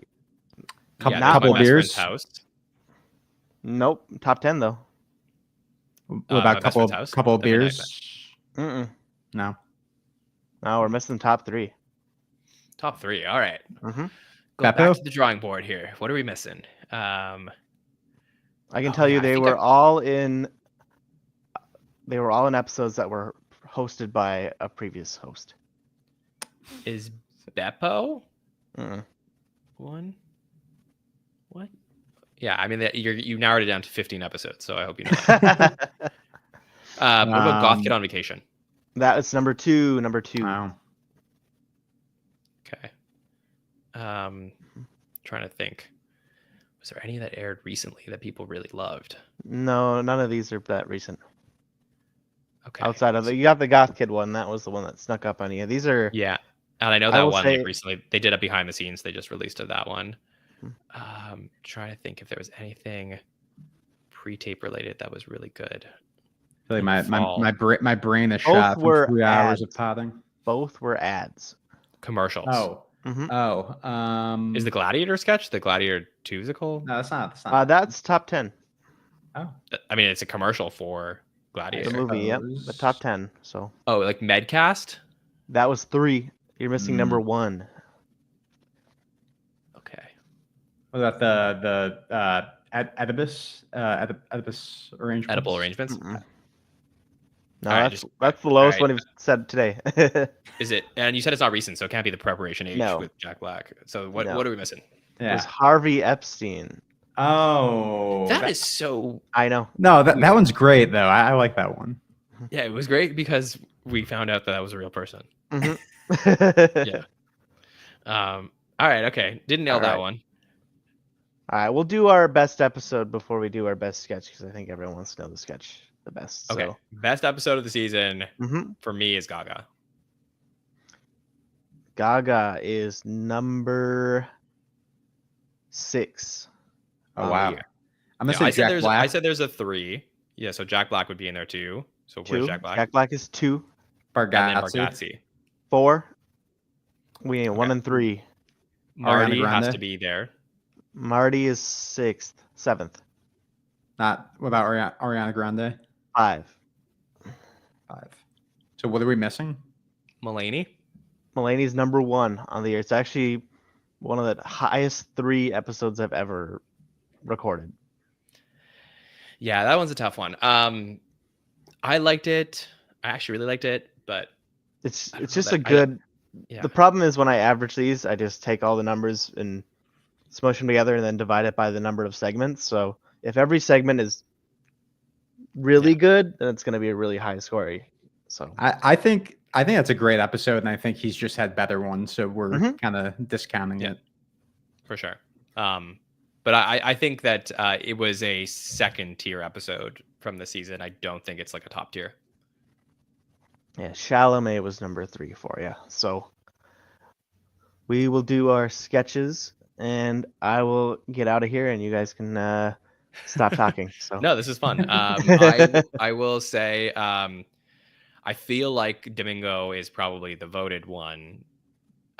did enjoy some other live sketches more than that, obviously.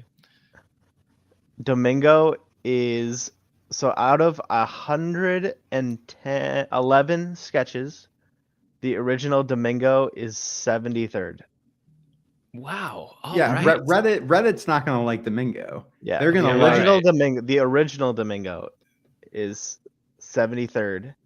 Okay, so the let's start giving Domingo real hot, answers then. The hot to go Domingo is 44th, and then the Domingo from the 50th anniversary, if you put it in there, it's 46th.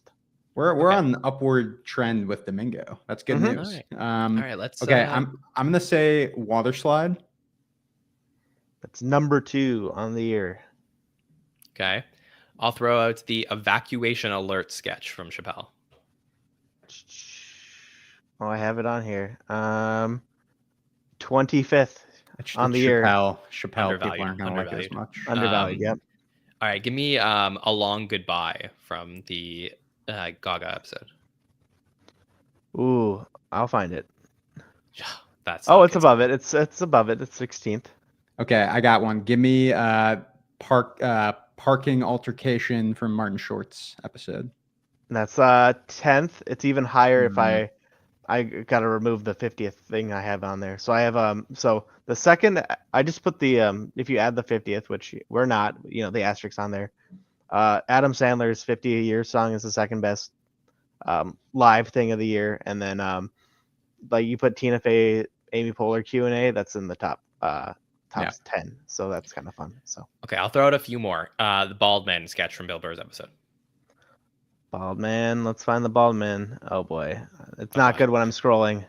It's 55th. Okay. What about what's that name from Mulaney's episode? That is number 1 on the year.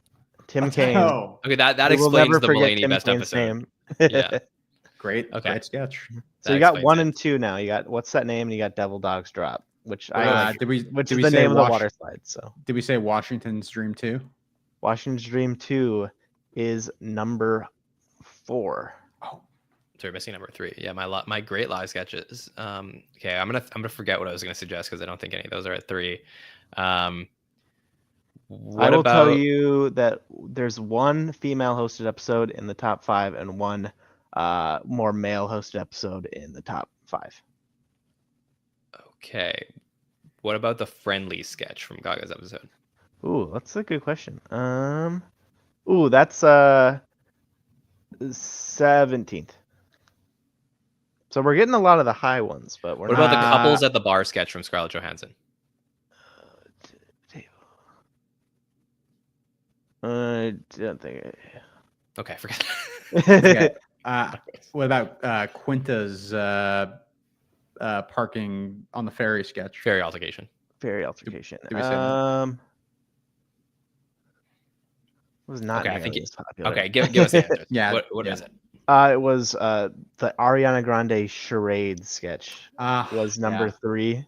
That makes and sense. then number 5 was the barista training sketch from the Timothee Chalamet episode. That's a good sketch. Okay. Yeah, I like that sketch. Not top 5 of the year, but good sketch. Yeah, that was interesting. All right, well, Brennan, always fascinating to get the perspective of the Reddit community. So really appreciate you coming on. Yeah, always a pleasure. Always a pleasure. Yes. Any final thoughts on season 50? It was good. That's it. Like, yeah, I enjoyed it. There were more times this season that I said I'm doing too much for this show, and that's okay. But 51 will be better. Hey, we're gonna have some fun with it, and I always appreciate you joining us, and hope to see you back on the podcast sometime soon. Mm-hmm. Oh yeah, just like everyone else is signing off with, I want to be part of that top 50 episodes thing. Can't wait. Find me on there. Yeah, that'll be a lot Have of a fun. great night. All right, thanks, Brennan. See ya.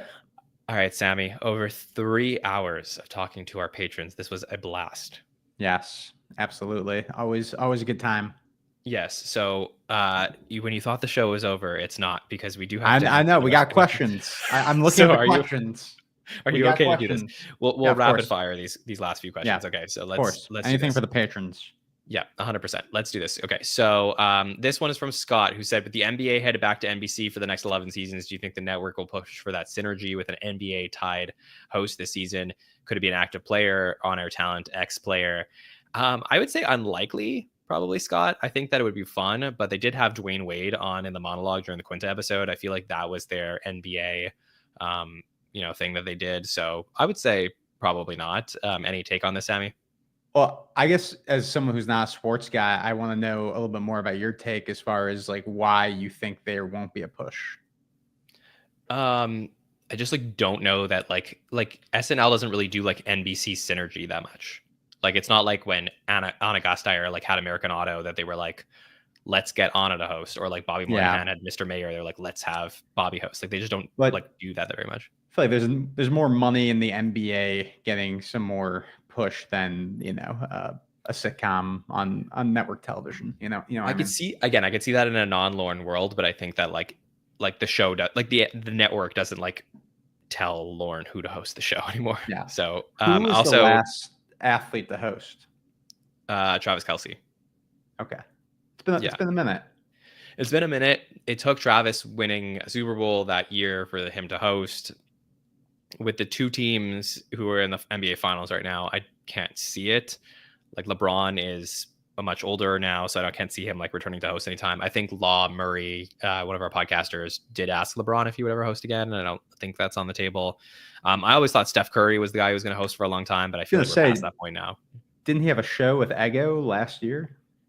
It felt like a really good fit. It just feels like Steph's getting a little bit older right now. Like the moment where Steph was winning 3 championships in a few years, then a fourth one. I feel like we've now passed that point. Yeah. So from a basketball perspective, I don't know that I could see it. The people who are NBC analysts, I know they're having Michael Jordan do some NBC commentary, but who knows how actually involved he'll be. So I just don't think we're gonna get that again. Our friend Ajax, who was on before, says the last 3 SNL Stories interviews have been incredible. Thank you, Ajax. Great work all around. I have to ask, who is your white whale? Is it Lorne, Tina? I'd love to know. Sammy, who do you think is my white whale? I don't know if we ever talked about this. I know who your white whale is, I think. Who is it? Is it Forte? It's not. Oh, okay. I mean, I'd love to have Will on. Obviously, we're going to try and make that happen sometime soon. But my white whale has to be Yvonne Hudson. Oh, yeah. So, yes, of course. Yeah, no. Definitely that. I would say Justin Timberlake. Does that count? I think I don't think I'd ever be as giddy except talking to Timberlake. So that would be amazing. Yeah. I mean, obviously a pod with the Lonely Island, just the 3 of them. Of course, that would be really cool. That's yeah. But truthfully, I think an incredible interview for you to do, which we've talked about, is Seth Meyers, because he's just such the wealth of knowledge and just stories. And I just feel obviously he has an outlet to talk about SNL, and he does a lot on his show and podcast, but I think we'd be asking him the right questions. Yeah, I certainly wouldn't rule it out. So I think that Seth is definitely a possibility. Forte is a possibility. JT, I don't know if he would ever do a show, but if he would, that would be incredible. So that's probably the right answers there. Let's take this one from D Griffin 930. Do you think the show should focus on slimming down the cast for SNL 51? I think we spoke about this a little bit. I think naturally we just want talented people at the show. I don't think that there's any specifics beyond what we already discussed, unless you have another thing you want to input here, Sammy. I do think if I look back at some of the more successful seasons of the show, we were talking about shows that end in the number 1. But I would be curious to see a stat as far as, and you'd have to figure out what the metric would be for what we're using as generally well-liked seasons, or maybe, if we ever do a season ranking, I'd love to see a correlation, or a season, a countdown type of thing. I'd love to see a correlation between cast size and where they fall on that rank. I think that'd be interesting data. Yeah, definitely say that. Best former cast member cameo this season. This comes from Sedona.dwolf. For me, it has to be Dana just being a part of this. Agreed. Yeah, I think most surprising was probably Sandler in the hospital sketch. That was crazy. I think most surprising to me, even though he appeared most times, was like Sandberg, honestly, because I just don't think like he didn't seem to like want to do much with the show for a while. So I think that's the one for me that was like the most surprising. I guess like, I don't know. I think, yeah, I'm trying to think if there was like a former cast member cameo otherwise that really, really shocked me.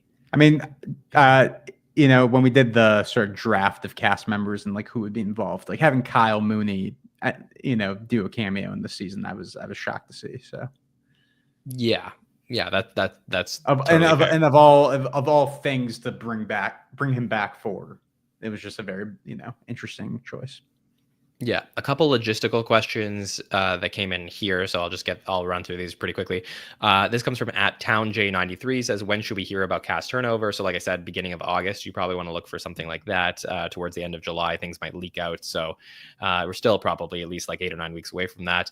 @MarcosNation69 says, when will the new feature players be announced for season 51? That typically takes place about a week before the season. So I would look in like the second to last week of September for something like that. That we pretty much will find out about that then, and then we typically do podcast coverage as soon as we find out about the feature players. Sometimes we've even been live on our countdown shows when they announced cast news, and then we break it down there. So that's always really fun. Next one comes in from @Johan_Ayala5 says, will there be an official announcement of who will take over Lauren's job? Not in the immediate future, so don't think that we're getting that. So we shall see. I think we're going to push that question back. This one comes from Mason. This season, we saw SNL dive into 2025 trends and topics like podcasting culture, TikTok, etc. What new age topics and trends would you like to see the show tackle next season? Got anything, Sammy? I mean, obviously, we got a little bit of this earlier in the season. But, you know, AI is certainly a hot topic. There's things to mind there. I guess in general, just doing more with pop culture, like feeling like you can sort of trust the audience, you know, even if they don't fully get a certain reference. Like I've like the fact that a movie like Sinners came out with, you know, a couple shows left and we didn't get anything. Like I feel like that was such like a cultural movie moment. I feel like in another era of the show we would have gotten something, you know, with that. So just do more pop culture stuff. Honestly, it's a time capsule, you know. Yeah, that's a good point. This last question comes from Nicholas G81, who says, prediction for season 51 premiere host.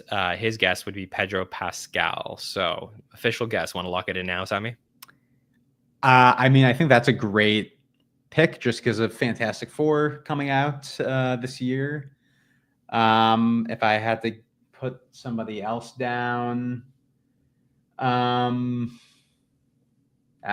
yeah, I mean that's a good choice. The another movie that's coming out that has somewhat ties to SNL is the new Naked Gun reboot.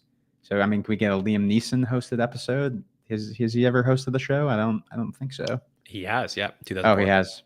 Haven't gone there yet. Yeah.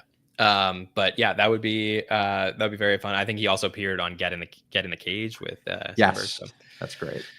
Yeah, a lot of interesting choices. We'll see. I mean, we're going to be talking about this all summer long. As we get news, we'll break it down. But there you go. Those are all the questions. So truly just an incredible show here to do all of these questions and interviews and discussions with all of our patrons. I'm just so thrilled at what we built here and all of the support we have from all of you. Really cannot thank you enough. I know that a lot of you have very kind words for everything that's happening here, but it just, you know, it means the world, and I appreciate all of you, and thank you for your continued support. We really could not do all the stuff we do here without the support of our patrons. So I'm very thankful that you come on and you come hang out with us. I hope you enjoy it, and I look forward to having you, many of you, on all season long. So all summer long. Sammy, thank you for doing over 3 hours of coverage here. Of course, you know, I love to put in my time here at the SNL Network. Clocking in.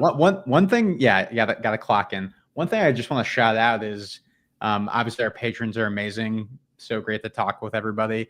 What I think is great is when you hear somebody say, you know, I just started watching SNL this year and I found your channel. Like, I think that's like to think about like when we started watching the show, like imagine having like a community like this, you know, not that pat ourselves on the back, but I'm continue to be amazed with like the stuff we've built here, and, you know, glad that we are able to do shows like this and bring people on. So thanks for joining us. You guys can find me here at the SNL Network. You can find me at @SammyK on Twitter, Instagram, and TikTok. I'm sure I'll be on the countdown shows. And yeah, as John alluded to earlier, season 31 Patreon show. Very excited for that this fall. Yeah, that'll be a lot of fun to do with you, Sammy, and hang out all season long, talking about season 31 with you on the Patreon feed. Of course, you'll be back in our podcasting coverage for season 51, and hopefully you'll jump in over the summer. So will be great to talk to you about all that. As I said at the beginning of the show, we have a lot of fun stuff coming up here. In addition to hopefully some more interviews over the summer, we will have our countdown series of the greatest 50 episodes of all time. So the poll is still available, open until Friday at 4 p.m. If you would like to vote with the form on Patreon, you can still do that. Your votes will count for more, so do that as soon as you can. We also have the form to sign up to get on those shows available on Friday, and we will have the release of everything you need to know about SNL season 21 coming up in 10 days from now on June 12th. So very excited for all of that. I really want to thank all of the people in the chat for being with us for so many hours, hanging out with us on this Monday night. Sammy for really just building that stamina, doing the 3-hour and 15-minute show. Love it. And thanks to latenighter.com for being our presenting partner for the show here tonight. Please follow the podcast at the SNL Network and subscribe everywhere you can. Look us up and give us a thumbs up on the video and leave us some comments if you enjoyed what you saw here tonight. All right. On behalf of everyone here at the Saturday Night Network, my name is Jon Schneider, and we will see you next time, everybody. Have a good one.